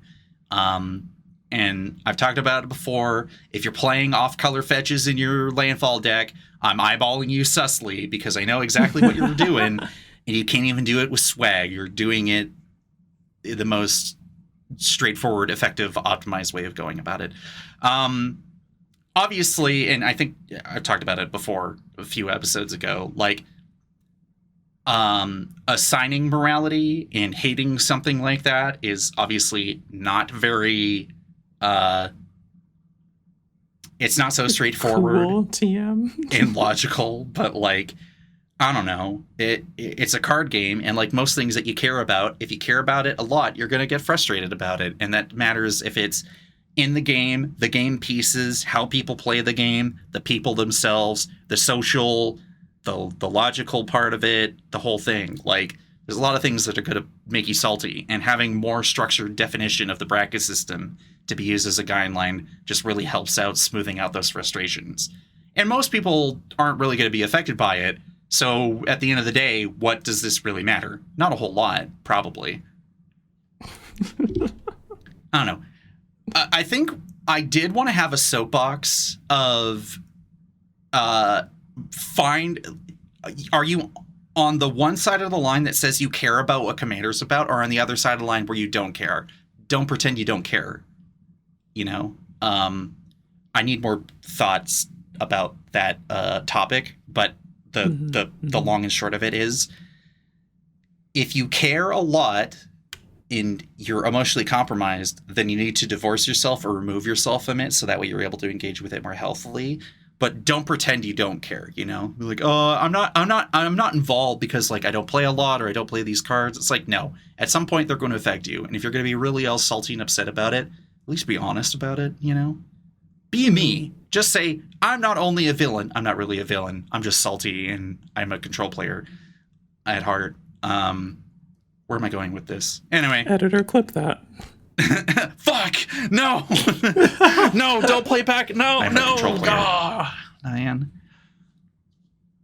But yeah. Anyway. Let's talk about fucking decks already. Okay, fine. All right. What do you have? Wait, hold on a minute. Is that an Eshki deck? We are fucking pointing at the Spider-Man pointing meme again. I don't know what is in the water in Tarkir Dragonstorm. I don't know what's going on here. It fucking beats me, but apparently they're serving up things that appeal to the both of us, and, well, I'll take it. Well, hey, we have Captain Howler, and then we had Felithar, and then now we have this, and that's pretty clear-cut here. So, yeah, let's talk about it. I have for you today, gamers, Eshki Dragonclaw. And, yeah, she's the fucking one in Teamer, the Teamer Con, or whatever her title is now. And she's got Vigilance Trample, Ward 1. At the beginning of combat on your turn, if you cast both a creature spell and a non-creature spell this turn, draw a card, and put 2+1/+1 counters on her. She's also a 4/4, so ferocious creature, already a big fan. She's basically the easiest way that I could think of to do the two spells was adventures. All of my creatures then have a built-in non-creature spell and makes it very easy to achieve my goals there. So we piled all of the adventure cards that we had on MTGO into a pile and then got a couple of others like adventure support cards like the Storyteller Pixie and the Chancellor of Tales. Those are new guys that we didn't have and needed to add to our collection for this. And we're just running those and a bunch of the, like, Teamer Ferocious cards from Tarkir Dragonstorm, because you got to touch new cards. So we've got Serac the Elusive Hunter in here to support everybody. I grabbed an Otter from Bloomburrow, because it's in a Goblin Electromancer, the Stormcatch Mentor. Yep. 1/1 with haste and prowess, and instant and sorceries cost 1 less to cast. I'm finally getting to play my girl Baluna Grand Squall, who's got the adventure on one half that mills 7 cards and then puts all of the adventures from among the milled cards into your hand. And then the other side's a 4/4 with trample that discounts permanent spells that have an adventure, so we're extremely into that. She's basically a Teamer Adventures commander that says adventures on the card. We could very well put her in the command zone. I just want to see what Ms. Dragonclaw has to offer. And the thing that Ms. Dragonclaw has to offer is fucking beef. If I'm meeting all of my goals, if I'm casting a creature and a non-creature, she just gets the +1/+1 counters in the command zone, so it gives you a, like, outlet for all of your Teamer mid-ranging. You can dirtle all you want, and then Ms. Dragonclaw gets a little bit bigger, and she's vigilant, so there's, like, no downside to swinging. You gotta just get in there for combat damage. I don't think I have Embercleave in this build. That was an oversight, because I didn't realize just how big Ms. Dragonclaw was going to get. No, she gets really fucking soul really fast. I think I did have Embercleave on my desk for my version, but... And one of the things, and I think Andy's in the same boat because he also made his own Eshki Dragonclaw deck. Because, again, what's in the fucking water? Why are we all doing this? What are we trying to latch onto here? I think one of the things about Eshki that's really appealing in this is that she is generically good, but definitely a certified mid because of the criteria of you have to cast a creature spell and you have to cast a non-creature spell. And how you go about doing that is very different. But also, if you're already casting a creature spell and a non-creature spell on the same turn, before you attack with her, how the hell are you going to be able to throw an Embercleave on her on top of all that? I don't know, but it's not impossible. You just teamer ramp about it. Yeah, true enough. That is what we're here to do. So, you play your fucking Songcrafter mage, or not that guy, but the other guy who discounts spells based on the number of ferocious creatures that you have. Yeah, you play that guy. Just fucking kill people. Yeah. I'm admittedly going about it from a bit of a different angle than you are, where you definitely have a lot more banger creatures here. Instance and sorcery section, and you have like 20 something, and one of them is Icy Blast, and I'm just like, I see what we are doing here. Yes. So, again, the Legendary Creature podcast, they do peer review or just Discord/Patreon reviewed episodes when sets come out, because how else are you able to parse several hundred new cards and dozens of legends that come out like every few months? It's just no mortal person is able to download it like we're in Cyberpunk and or the Matrix. Just shit ain't gonna be happening. So the person who did the review for Eshki Dragonclaw proposed a quote-unquote dance deck, which to the uninformed, the concept was originally about casting Dance Macabre and then using a Archaeomancer-like effect to return the card to your hand, and then you cast Dance Macabre again.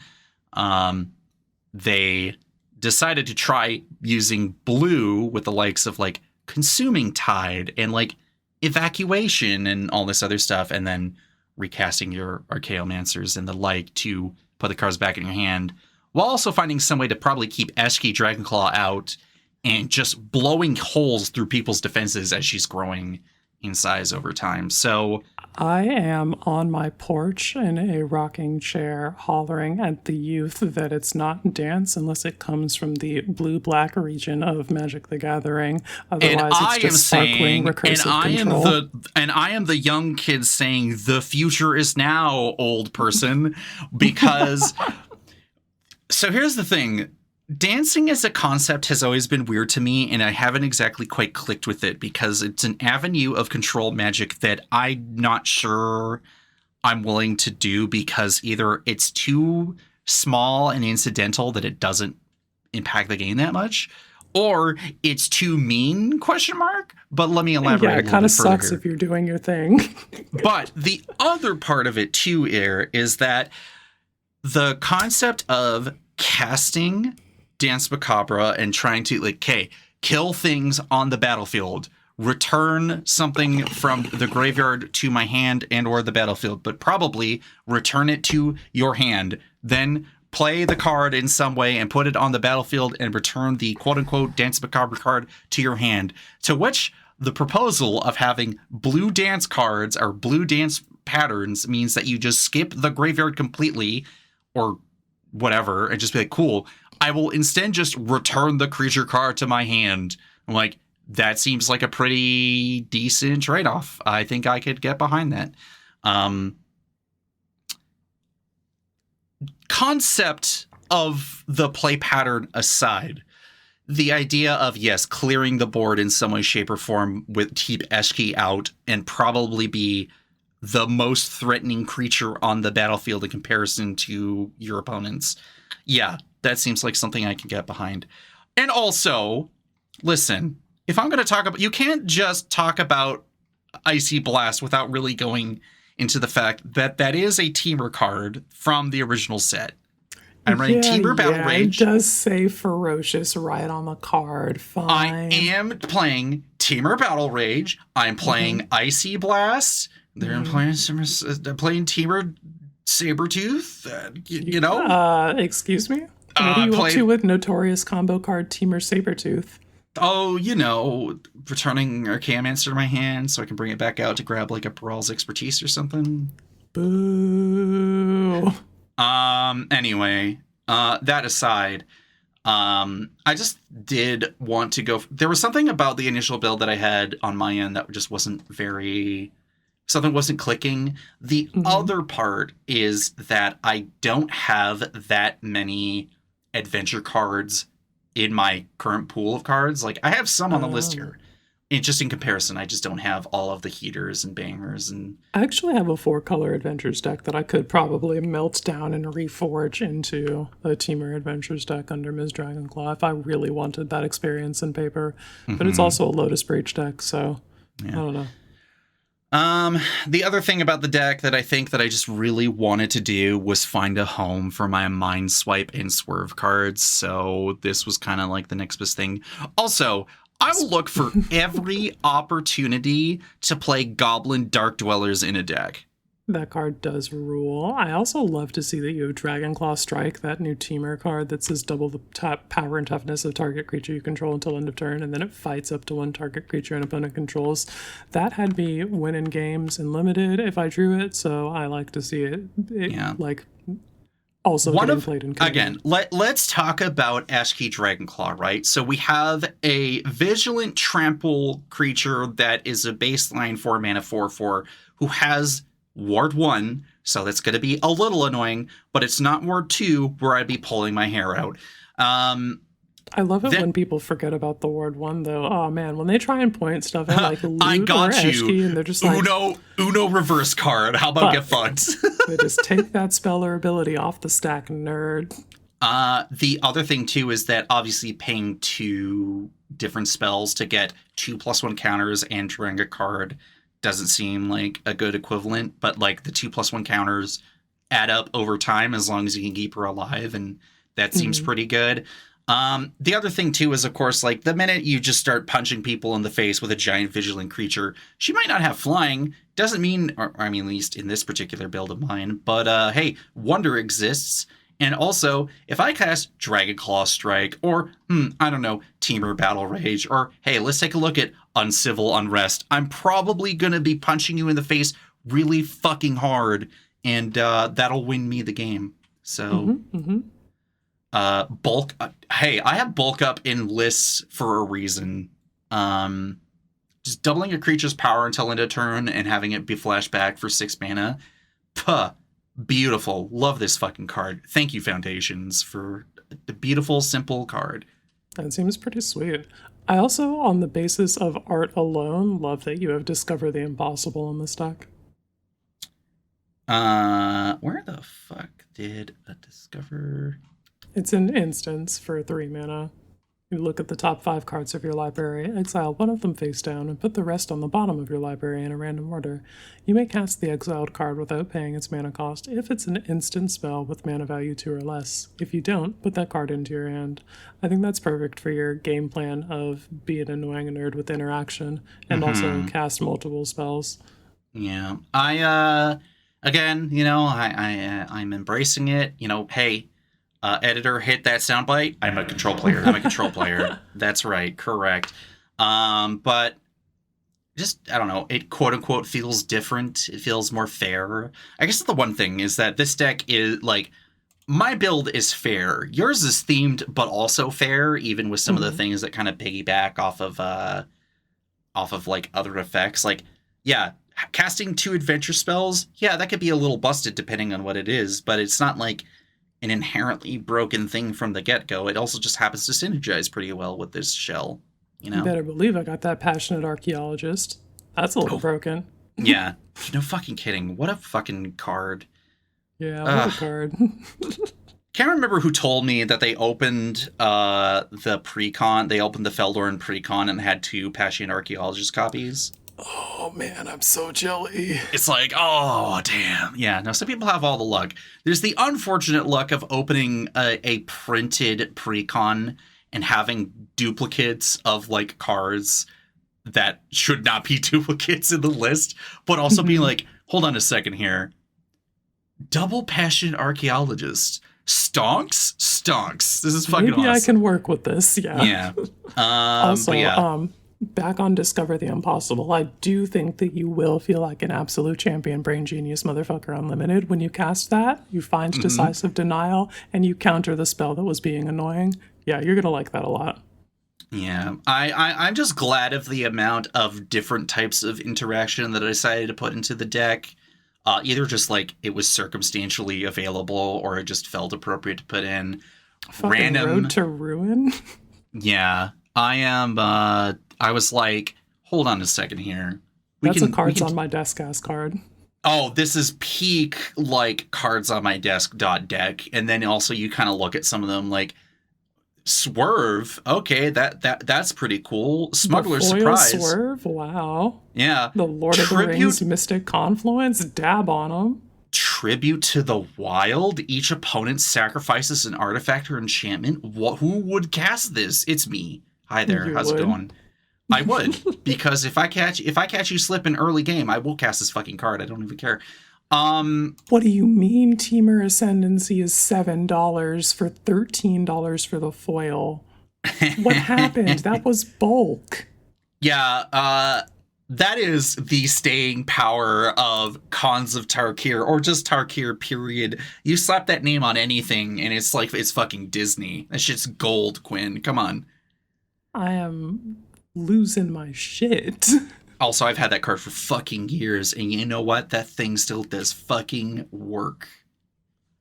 I have a Time Spiral remastered, like retro frame Teamer Ascendancy that I like a lot, so I dig that. Yeah. Oh, there's a lot of cool things to be done with. Okay, I mean, there's a lot of cool things to be done with these legends from Tarkir Dragonstorm to begin with. I think the cons in this particular cycle in the main set also has a lot working out for them. I know what I said about Felithar last episode, and I still stand by that, but Eshki has grown on me pretty quickly, despite the fact that she is 2/3 Simic. But the red makes it justifiable. The red goes a long way. It gives you the killing intent that Simic doesn't quite have, like, I will be for cutting me. your fucking head off, and there will be nothing that you can do about it, alright? Just fucking deal with it. I like to see it. Dragonhawk mentioned, gotta be part of the list for you. Oh, yeah. You know, if I'm going to play anything that cares about ferocious creatures, we're going to put Dragonhawk in the deck. What a way to close out a game. Also, I'm on the Breaching Dragonstorm tech, so I wanted to have a significant package of dragons to come in there and return those Dragonstorm enchantments to my hand, so we can keep farming that value. Yeah. Damn. What a neat... that cycle is pretty cool. For each of the, like, Dragonstorm enchantment cards. Yeah, I really like all of them. I think I want to figure out a couple of different 3-color dragon decks so that I can play those enchantments a lot. I really want an Esper Dragons deck with Alila, Artful Provocateur, so that I can cast the Esper Dragonstorm enchantments repeatedly and trigger Alila and then have dragons. The potential is there. I just haven't figured out a list for that yet. The backgrounds, question mark? Backgrounds, maybe? That's Maybe. potential. Alila is a really strong, like, Feywild Voltron Visitor? commander. I don't know. It's... Perhaps. Yeah, I don't know. I just feel... I don't know. There's... Oh, shout out to Roar of Endless Song. I have really wanted to play this saga, so I'm glad I worked that into this deck. 2 chapters, make a 5/5 green elephant creature token. Great. It's 2 and Teamer to cast God, if it. that was 4 mana, what the fuck? Yeah. And then on chapter 3, double the power and toughness of each creature you control until end of I turn. am hootin' and hollerin'. That is my kind of shit. I love... Who doesn't love God Eternal Ronus? Yeah, dude, we love to hang out with our bros. We love to get swole. We love to go to combat. And Also that's pointing exactly at the what that screen, is. Glacial Dragon Hunt. Let's fucking go. Yeah. Yeah. I need a 3-color deck with Captain Howler in it and a discard theme. Ooh, get that Jeskai Shark Wheels on my desk in 2 weeks. Jeskai? God damn it. That's just the Okay. one that came off the top of my head. Sorry, it could have been Grixis. It could have been Teamer. I don't Nah, know. you got the Grixis thing on lock. I need to think about it a little bit. All right. In the meantime, I think we can get to our next deck in the list, which mine is going to be Castrol and Tempest Hawks. Yeah, the strictly, I'm glad that they're taking more chances with printing cards that can have any number of them in your deck. I think it's so wild. We've gotten 3 white ones in the past couple of, like, a year And one or was so. Universes Beyond. Like, fucking what? Yeah, the Templar Knights, the heir apparents who are criminals and will be tried, and these Tempest Hawks who are sweet and have never done anything wrong. Cobblade continues until morale improves or something? I don't know. All right, A so little what? bit, yeah. What are you doing here with this deck? What the actual fuck am I cooking is the question. Here's the deal. Castrel the Windcrested is a legendary creature, bird scout, 4 power, 5 toughness, flying for 3 white, blue, and whenever one or more birds you control deal combat damage to a player, choose one. You may put a bird creature card from your hand or graveyard onto the battlefield with a finality counter on it. You may put a +1/+1 counter on each bird you control, or you may draw a card. And I like to, in this game plan, do the go wide aggro, hit each of your opponents so that you can check the full checklist off and get each of those modes. I think this guy is particularly well suited to the Tempest Hawks game plan, because if people have removed your Tempest Hawks, you can use the first ability to return them from the graveyard to the battlefield with a finality counter. If they haven't removed your Tempest Hawks, you can put them onto the battlefield from your hand because you've assumedly been accumulating them with the combat damage triggers. So you can cheat birds into play, put birds into play from your graveyard, and make it really hard to remove them permanently. The force multiplication of put a +1/+1 counter on each bird you control is incredible with your go wide aggro game plan. You always want to stack this, obviously, so that you put the bird into play and then you put the counters on your guys. And then the last one, draw a card. That just draws you the next Tempest Hawk or the next support card if you've already found enough Tempest Hawks. And then Tempest Hawk, let's actually read this guy. Whenever this creature deals combat damage to a player, you may search your library for a card named Tempest Hawks, reveal it, put it into your hand, and then shuffle. And this is a 2/2 with flying for 2 and a white. I have 16 total copies of Tempest Hawk in this deck, and you get to go lighter on the Swarm card in this particular, in this particular Swarm card, because they all find each other. So if you have a starting hand that just has a Tempest Hawk and then the lands and support spells, then you were good to go, because if you can get in with that Tempest Hawk, and you should be able to get in with that Tempest Hawk, then you can find more Hawks and spiral out of control from there. And you also have the opportunity to draw into them. I guess the one thing about this that I'm actually excited for is, one, it's a Bloomburrow Legend in the Command Zone, and it is not a version of Kangi in the zone either. Yeah, about that, I had been trying to find a way to play Castrel for a long time because I wanted to do the tour of Bloomburrow, play a legend from each of the factions in all of the archetypes that they had available on that plane.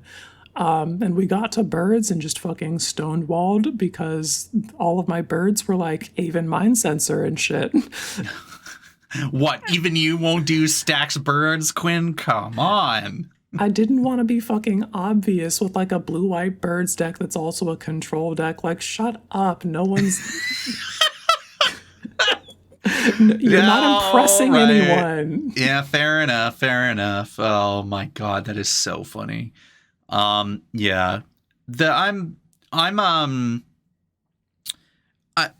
is interesting to see kind of the sliding escalation of okay, here's this card that you can have multiples of in your deck, and this is the sliding scale of this is such a socially acceptable card, please play more Tempest Hawks, versus hello HR for Slime Against Humanity or Heir Apparent, because I don't trust anything what you're doing with those cards. Yeah, those Heir Apparent spiral out of control very quickly, so I understand not giving them a whole lot of leeway. I also don't have the Thrumming Stone in this deck, so that's another... Speaking of fair magic, consideration that I've made. I could play that, but then I would have to up the bird quantity to make it worth the time spent resolving the triggers. Yep. I mean, even with 16 copies isn't worth the investment with that, and also everyone will fucking look at that card and be like, what are you doing? No. And then you'd be like, oh, well, I just spent all this money on Thrumming Stone and you got blown the fuck up. Yeah, I don't really have the density of interaction to protect a Thrumming Stone, and I don't want to have to put that together, so I'm just not going to put that in the deck. I don't want to draw aggro that I can't handle, basically. So yeah, we're just not going to. It is a certified mid deck with some pretty cool card selection. I'm not going to lie. I love seeing Glimmer Lens and Storm Beacon Blade as part of the equipment draw card engine. Hashtag Cawblade mentioned sort of thing. So I chose very specific knives that would be helpful in my cause here. Anyway, we have Glimmer Lens because that draws cards on multiple creatures attacking. Storm Beacon Blade does the same thing, but it also buffs. And Sword of Truth and Justice synergizes with the text on Castrol in particular. If we're putting +1/+1 counters on our birds and we have evasive creatures, which we do, they are birds, then we're going to get in there, we're going to deal combat damage, put another counter on something like probably Castrol because he's big, and then we'll proliferate our birds. And we can stack that trigger after we put the counters on them from Castrol. So that'll feel pretty good and satisfying for me to pull off. We're also on a bunch of Coastal Piracy effects because I do need to draw the rest of the support cards. I can't just entirely rely on finding Tempest Hawks. I have to hit my land drop somehow. I'm suddenly getting flashback to Magic Battlegrounds on the Xbox and the white mage just spamming Suntail Hawk. As soon as you accumulate 1 mana on the, I think it's like, if I remember, it had like a recharge bar. Like, and then you go Suntail Hawk, and you just spam Suntail Hawks to attempt to win the game. And let me tell you, in a real Magic of the Gathering game, if that was a legal action you could do, very much like Tempest Hawk, you're not winning the game by 2/2s alone. Yeah, you gotta find your support pieces. So we've got the ways to draw into them. I particularly like the Indomitable because you have the opportunity to cast it from your graveyard if you can find the Pirates and Vehicles. I don't in this deck, but I do really like that it's also a 6/6 with Trample when you want it to be. So yeah, we take a Coastal Piracy that can throw hands. Speaking of Coastal Piracies that can throw hands, we have Mu Yanling, Wind Rider, who's not exactly a Coastal Piracy. She's more of a Timna. She says that vehicles I control have flying, and when she enters, she makes a vehicle. But she also says whenever 1 or more creatures you control with flying deal combat damage to a player, draw a card. On that line of text alone, we will include this 4-drop in this deck, and that is fine. We've also got my love, Grazilax, the Illithid Scholar, and we have Enduring Curiosity. They're all just going to find me the next bird. Also, shout out to Errant and Giada, who are basically a future sight for flyers. We're playing that. I do have an Inspiring Overseer, because, again, I gotta draw the next bird. And then Fairy Mastermind is in here for the same sort of thing. The Valley Quest Caller is on the Force Multipliers game plan. It also gives me the Scry whenever my birds enter the battlefield. So You would be surprised how relevant Scry is. Yeah, exactly. We're doing the finding the right card. We're getting to exactly what we need with all of that. We're staying in the game a little longer because one of the birds that I've selected is a bat bird named Life Creed Duo, who says whenever another creature you control enters, you gain a life. So I'm drawing my cards, I'm gaining my life, I'm stabilizing with that game plan, and I'm turning birds sideways. And then the big, if I stick this card, I win section has Sarah's Emissary, Saphara Sky's Blade, and Elspeth Resplendent. I think all of these are extremely powerful engines or protection pieces that, you stick this and you are pretty in command of that game. Yeah, there's a lot of ways. Again, Flyers win games. That's 100%. Something that we said here on Heroes Play Vibe Check, and also the podcast is a podcast, Smoking Mids, where Flyers definitely can win games, but especially when we're lacking red here, so how do you win, when it's by volume and by all the extra backup support pieces that really can just pull the whole thing together, and also kind of infinitely customizable to whatever your needs and desires are. Very cool. Very cool. Like that. Hell yeah. What you got for me? All right.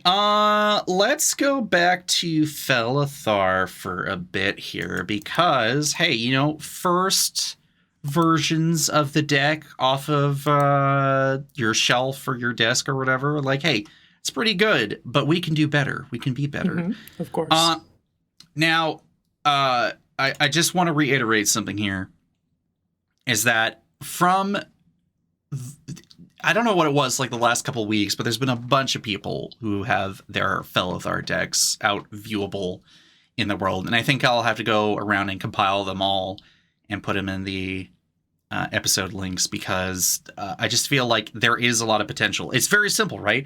Felithar just says, enters or attacks, sack a permanent, put +1 counters on your stuff. And she's got trample and she's in 3 colors. Like, you'd think that, if that's just the game plan. But sure, you're growing your army, but what about everything else that you're bringing to the table? And I just think, like, again, you could do party if you really wanted to. I think there's the bones there for it in this deck.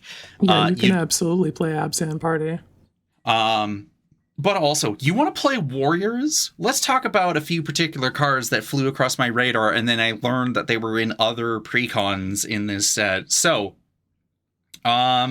So yeah, I made some changes while still keeping the same core foundations because this deck is pretty straightforward.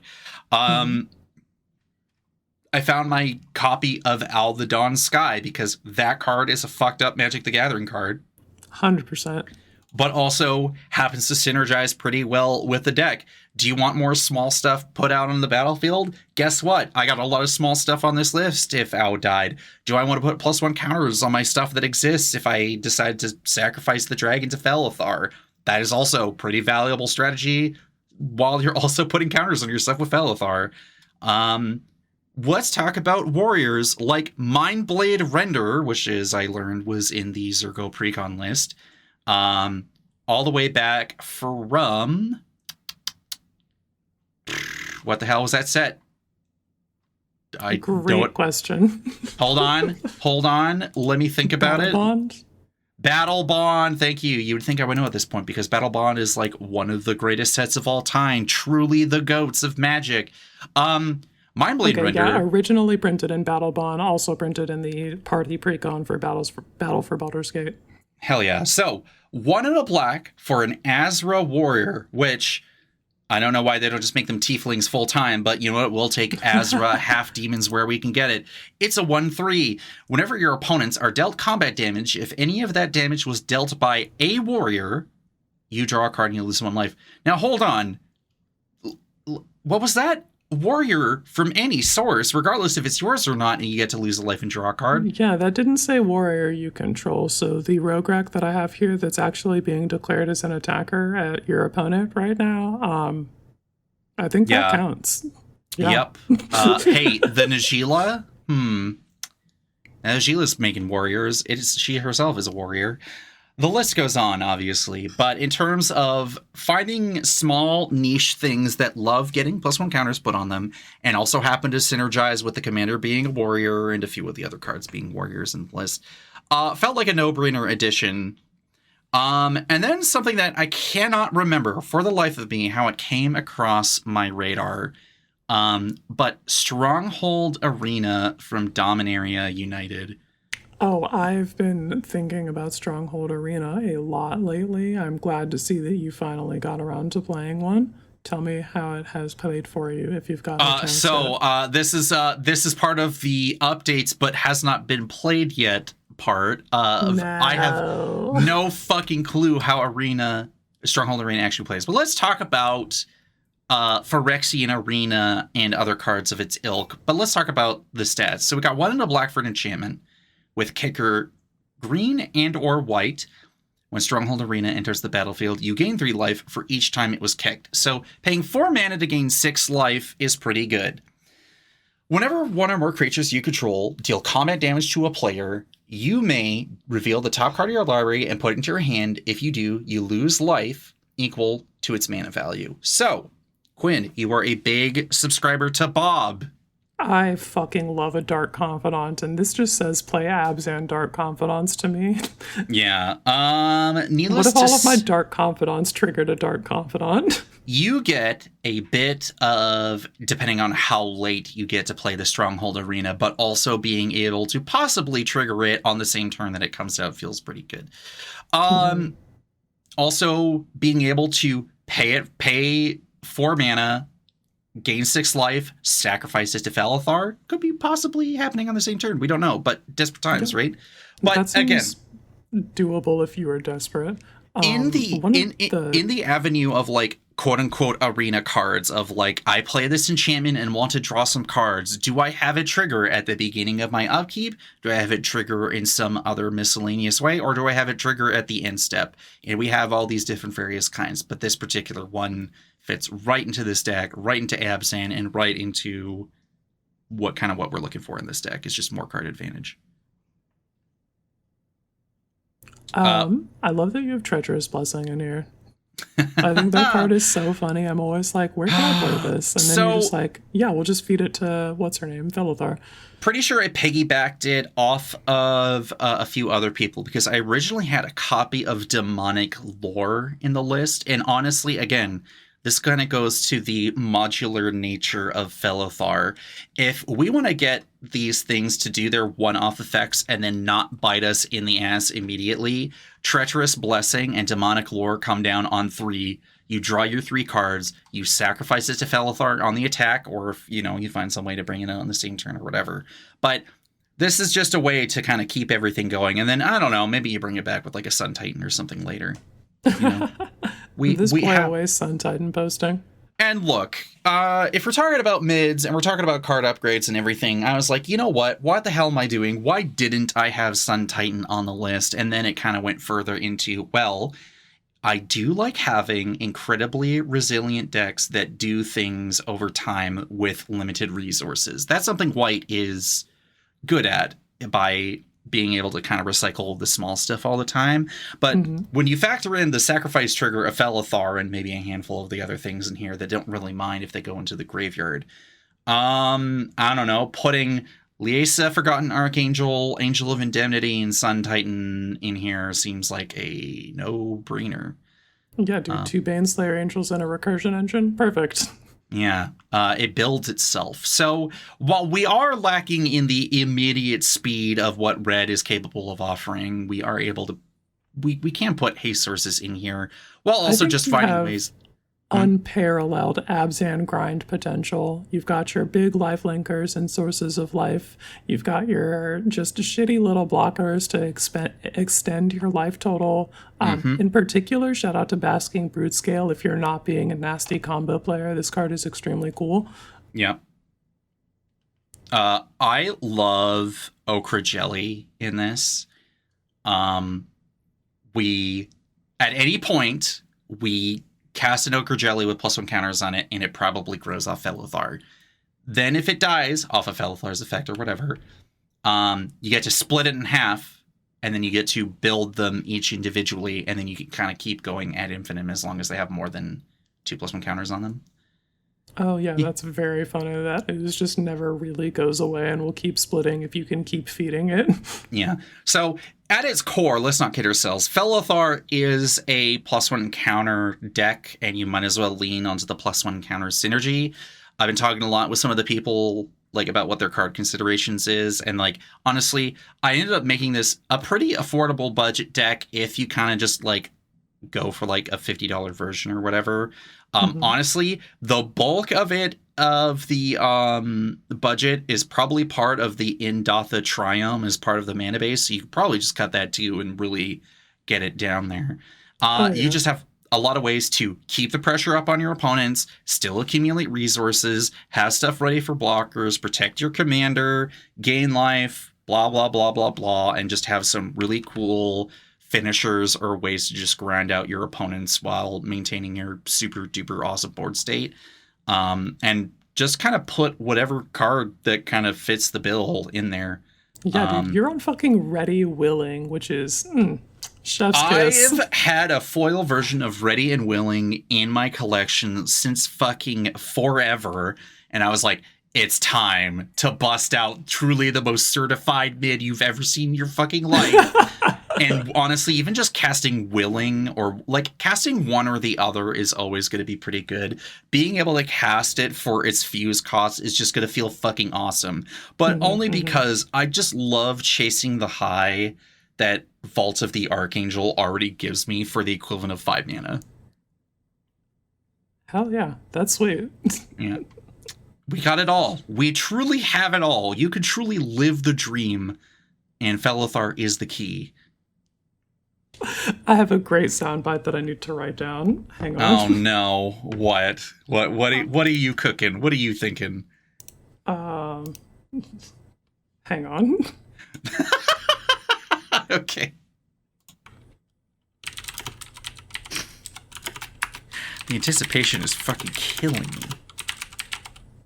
It's a bit that references old school like hip hop mixtapes where they'd sample the guy who names a bunch of drugs and then says we got it all for cheap. And it's also saying like this is a certified hits classic. So you just like say all of this in relation to this Magic the Gathering card with this is a certified mids classic, lifelink, indestructible, death touch, untap. We got it all for cheap. That'll be so good. This is a certified mids classic. Lifelink, indestructible, death touch, and untap. All in a go wide aggro game plan. We got it all for cheap. That's great. All right. Let's get back over to you because I do look forward to playing this deck more, but I actually got to sit down and like do it and not play Baldur's Gate 3. You got a card that I did not expect to see from you because it kind of like people talked about it and then I never saw it again. Yeah, this is a little bit of a loud pack card and a little bit of a certified bracket 3 deck, despite having no game changers. I was sitting across the table from the home HF in another Discord who had the infamous Cruel Claw and just fucking loaded to the brim with bangers from his desk.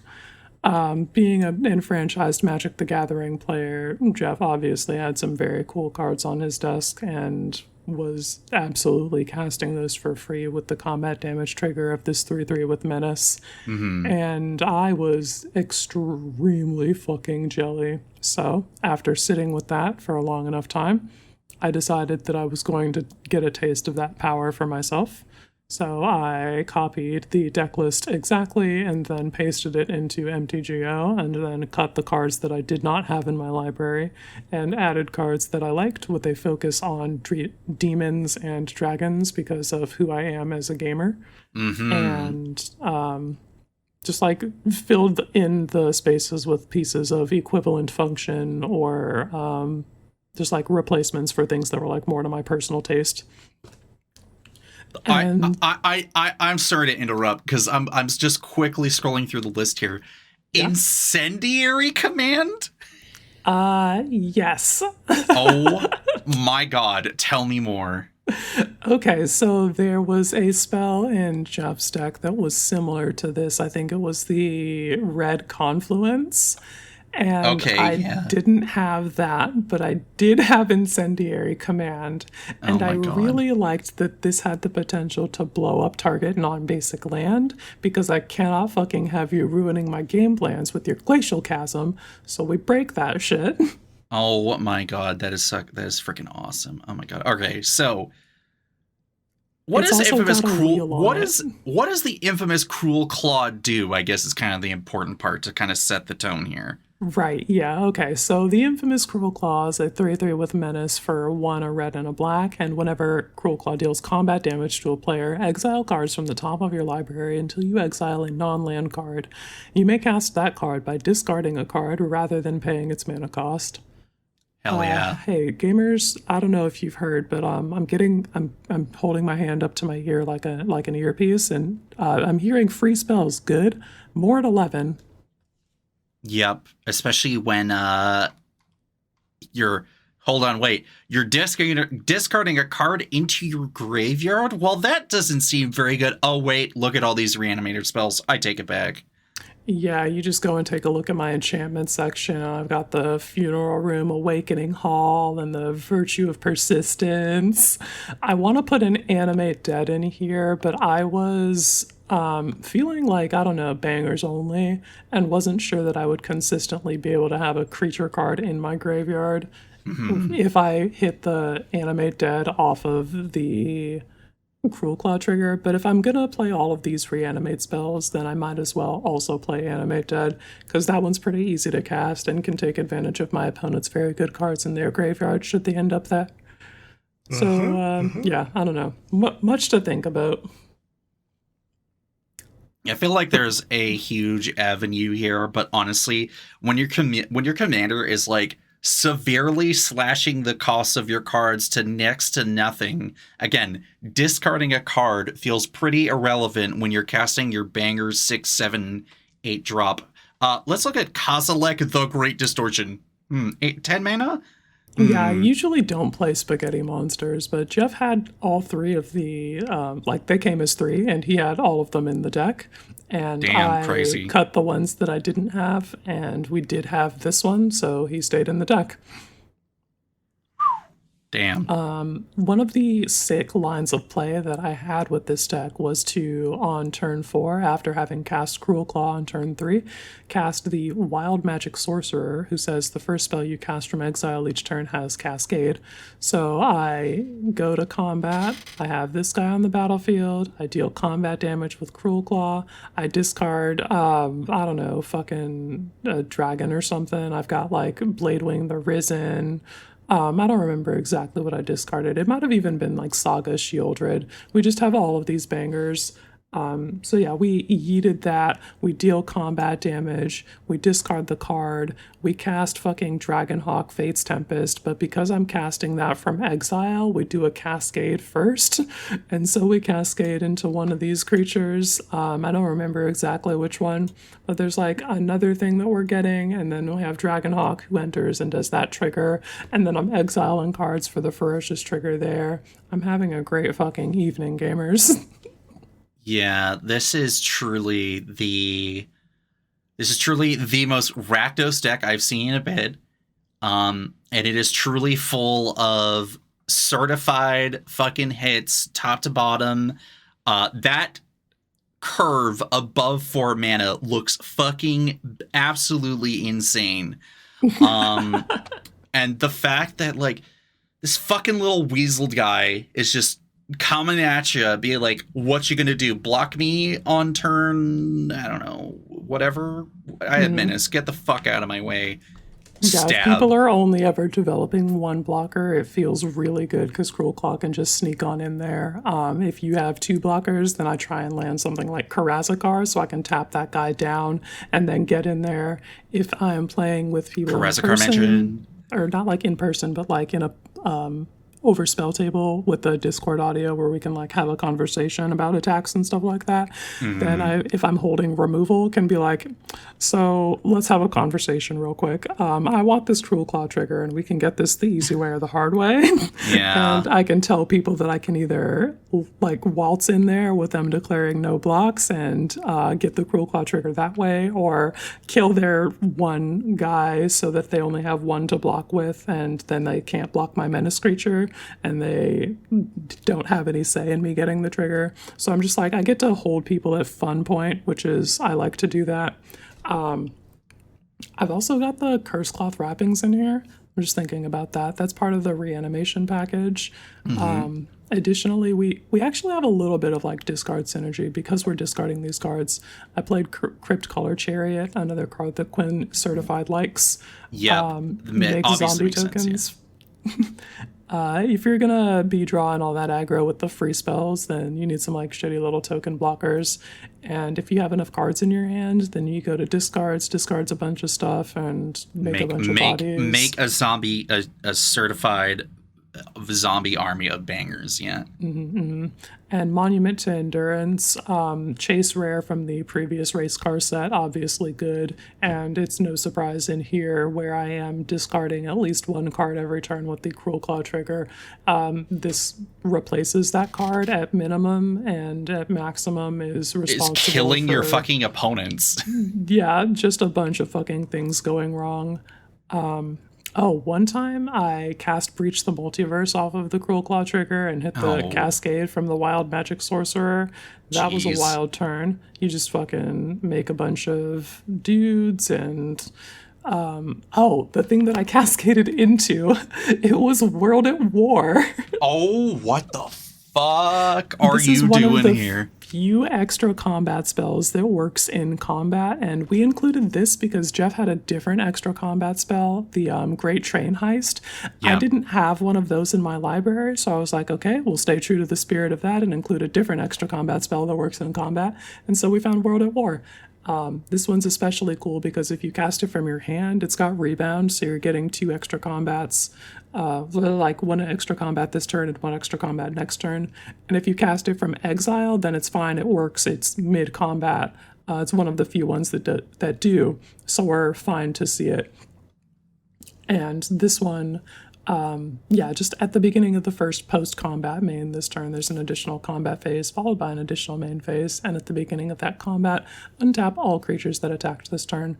So I untap my Cruel Claw, we get to do in just the darkest of deeds. In this particular case, I was really doing it to because I had a Chainer, Nightmare Adept, in the creature section here, who very importantly says whenever a non-token creature enters the battlefield under your control, if you didn't cast it from your hand, it gains haste until your next turn. That's So why I love cast the that Breach the card. It's so Multiverse. fucking cool. It's so awesome. Cascade into the extra combat. I yeet all of these creatures onto the battlefield. They all get haste. We go to that next combat. I'm swinging for basically lethal.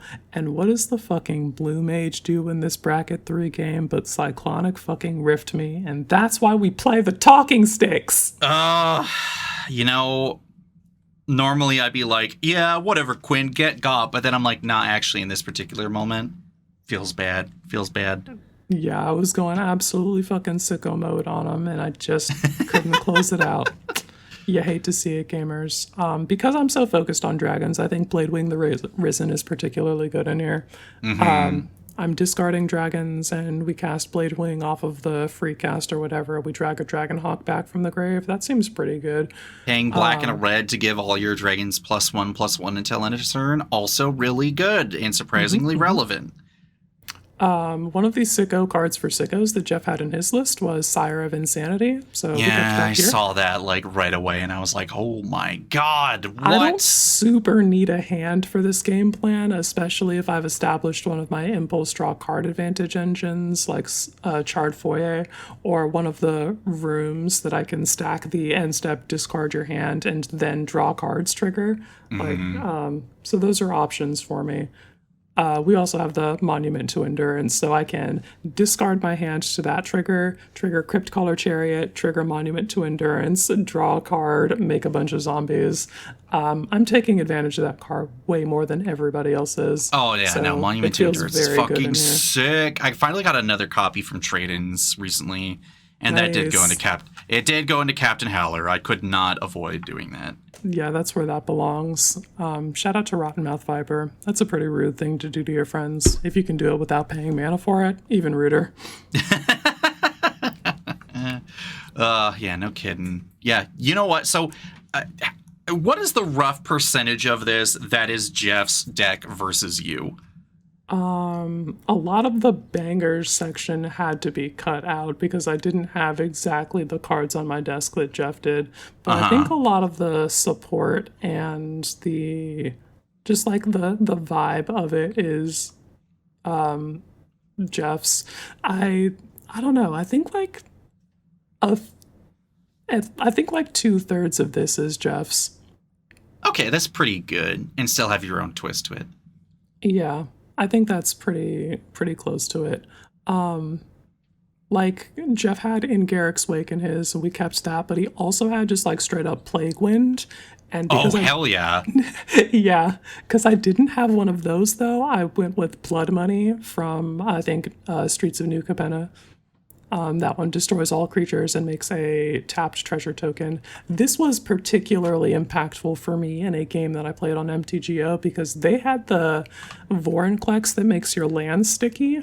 So Yep. I cast this guy, I wipe the board, getting rid of Vorinclex, but I set myself up with enough treasures to equal out the mana that I spent tapping out for the board wipe. So I'm chilling. I have my turn still good to go next turn. Damn, the stonks are really crazy. You do gotta love to see it, though. I mean, I think there are moments where a deck like this can get pretty frustrating. I see as I'm currently looking at my Hidetsugu and Kairi deck, where I definitely totally have in Garrick's Wake and Plague Wind and adjacent cards. It's like, cool. Dome you for 9 and blow up your board? Seems pretty good. Love that for me. Yeah, it's pretty rude. Yeah, this is a pretty spicy build, but sometimes you need a taste of that. And I think it felt really good. It's also solidly in bracket 3, like we talked about. So I basically, we play that when we're coming to play like pretty spicy cards at each other. So I like that. I don't even have any game changers. Honestly, I'm not sure what I would add except like Demonic Tutor. Maybe. Maybe. I don't Like know. it just feels like they would get in the way. TBH, my game plan is fine without them, and the things that I'm doing to like the questions that I'm asking my friends to answer are not answerable in bracket 2 really. So I feel pretty comfortable about where this plays. Yeah, fair enough. Big impact, big spells, free spells good, more at 11. Exactly. It's good. Scary. Should play against it sometime. Yeah, get in the fucking ring against this weasel with the rapier. All right. Well, I think I'm going to bring my dragon to the field then. All right, tell me about your Nariv. What's good? Well, look, we talked about it last episode, but let's talk about it again. Why don't we? Like most things, I'm usually talking about the changes that I've made to a deck than the gameplay, but let's really talk about the gameplay when you're nearly down for the count and you're at the last life and everyone's pretty low and you're like, damn, how am I going to get myself out of this? And then you top deck a red dragon and you're like, well, it's time to scoop up. And they're like, damn, I really do just be dying that way. But yeah, so I do love this deck. There's a lot of fun different plays, including just like going to combat with a bunch of creatures. Turns out, even when you still don't have double power or double damage being done, you can still apply the pressure via calling on the Storm's Fury and the Oak. I made the decision to take out Dragonhawk out of Ishin because I should have done that. Dragonhawk for this deck with dragons. But also Ishin is getting Windcraig's Siege, so it's all balancing out. I did get that foil alternate art copy of Ruinous Ultimatum and put it in the deck ASAP because yes, how could you fucking not get this fucking card? Like Dominic Mayer, just fucking so cool, so good. The red, absolutely the lightning, fucking crushed it. It looks so good. Nariv looks so beautiful and powerful and sharp and like lightning on this. It's like very striking. Yeah. I did find my copy of Fear of Burning Alive. I could not tell you for the life of me where I had that card and what like deck box it was just hiding out in. Check that out. Put it in this deck because again, like Red Dragon, having it enter the battlefield and it dealing 8 damage to each of my opponents is pretty good. But also having Delirium, which is actually surprisingly pretty easy to do in this deck with the amount of diversity of cards in here. Whenever a source you control deals non-combat damage to an opponent, if there are 4 more card types among cards in your graveyard, it also deals that much damage to target creature that opponent controls. And then we're just raising people's boards while we're at it. That shit is mad annoying. Classic Cole. Heart Piercer Manticore continues to perform, including when you decide to exile it underneath your Mardu Siegebreaker, and then you have all the new copies enter the battlefield, sacrifice each other to just start throwing 4 or 8 damage to a bunch of people's faces. disgusting Ouroboros of manticores that deals 8 damage to each opponent if you're feeling like that. Or you just fucking target one person and say, fuck you in particular, and just fucking smoke them out of existence. Get 36 to nerd. Crackling Doom. I know we talked about it last time and how 24. Anyway. This card truly is that card, and it's come in clutch several times over already when I've been playing this deck. I've already gotten like quite a few reps in with the deck already. I've been pretty much focusing on like the newer decks when I've been playing. And yeah, Crackling Doom's been like, oh wait, that's a really big problematic thing that, wait, let's check notes. Indestructible, how about we just play Crackling Doom and we just don't deal with that? Yeah, Crackling Doom does indeed be that card. It is fucking ruinous every time I've seen it resolved against me, and it gives you the shock on top of the edict to just like, love you. Yeah. And then outside of like the you know, putting out an Inferno Titan and then copying Inferno Titan with was it Inferno Titan specifically? I can't remember, but I did Electro Dominance one particular card, and it was just doing a bunch of work all by itself, and I was pretty sure it was just literally Inferno Titan. I think it was Inferno Titan, yeah. Electro Dominance on the Inferno Titan. Fucking absolutely nutty, really fun. 7, how much mana was that total with the flashback? Was that 7 mana? Yeah, 7 mana, triple red and 4, and yeah, it was a really good investment despite the fact I did not win that game, and I should have just killed people, but I just said, no, it's fine, and then I died at the next turn. Yeah, it'd be like that. I love that you have the Borderless Saga here too. Did you just like full like splash out for all 5 of them?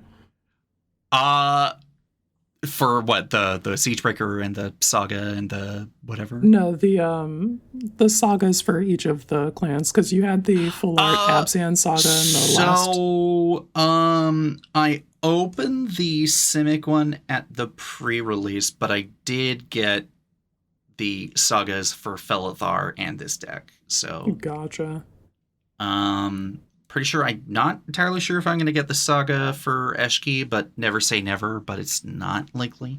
Bro, it's Roar of Endless Song, though. Yeah, I know. 5/5 elephants, dude.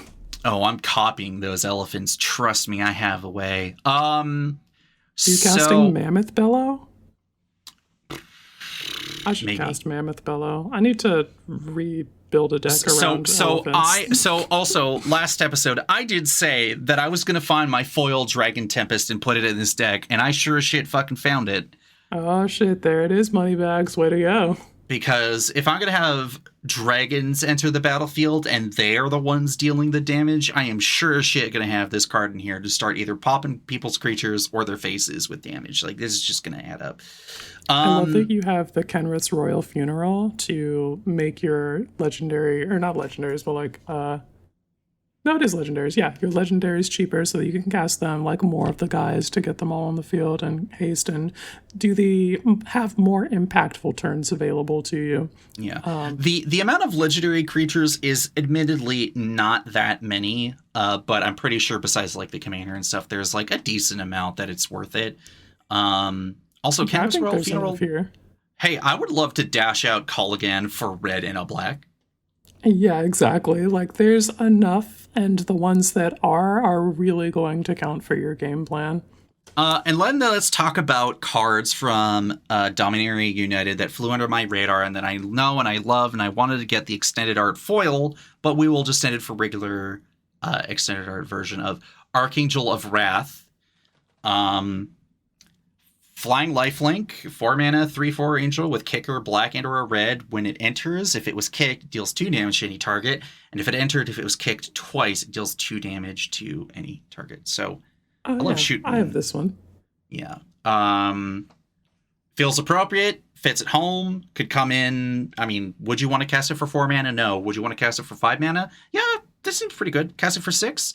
It's a certified mid that totally works to the deck's goals, and in the odd case where I need to somehow wrangle with Ty Joaquin to deal Exacxies, this is kind of going to be the way I get to go about doing that.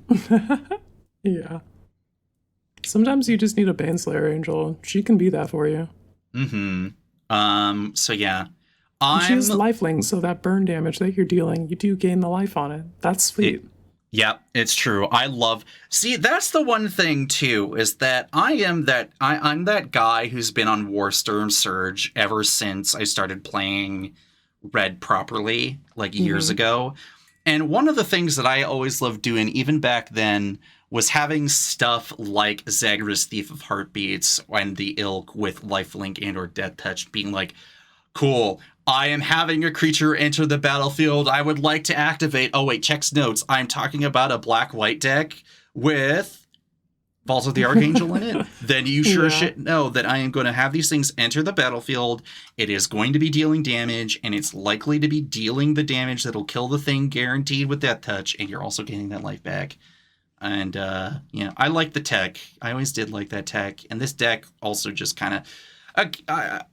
this is probably going to be one of those decks where I'm like, it's going to be hard to let it go if I ever let it go, because it just kind of does everything I love to do in Commander. And that's just to be... If that's the case, then I don't know if you'll need to let it go, babes.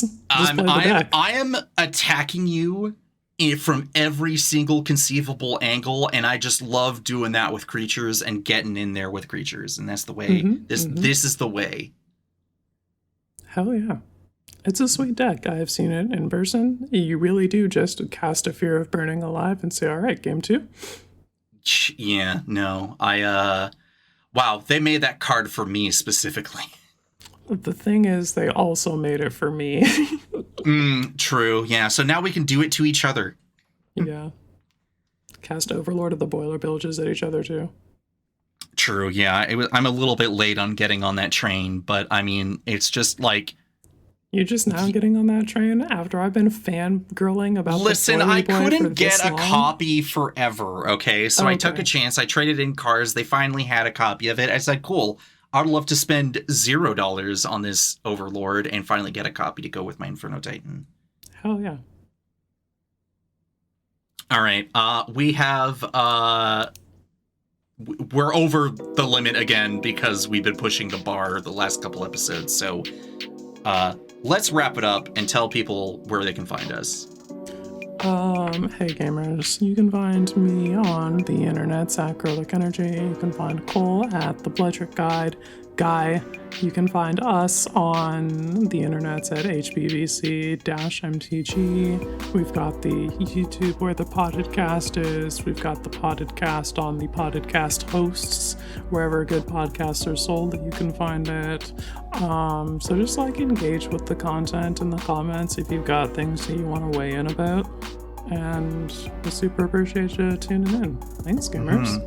Yeah, check us out as usual on Saturdays at MTG Lexicon, the Dive Bar of EDH. Join the Discord if you want to chat with us, the Heroes Blade vibe check section, or the Bloodthirsty Blade vibe check section if you want to be a true villain. We'll see you out there on the internet somewhere. Later, gamers.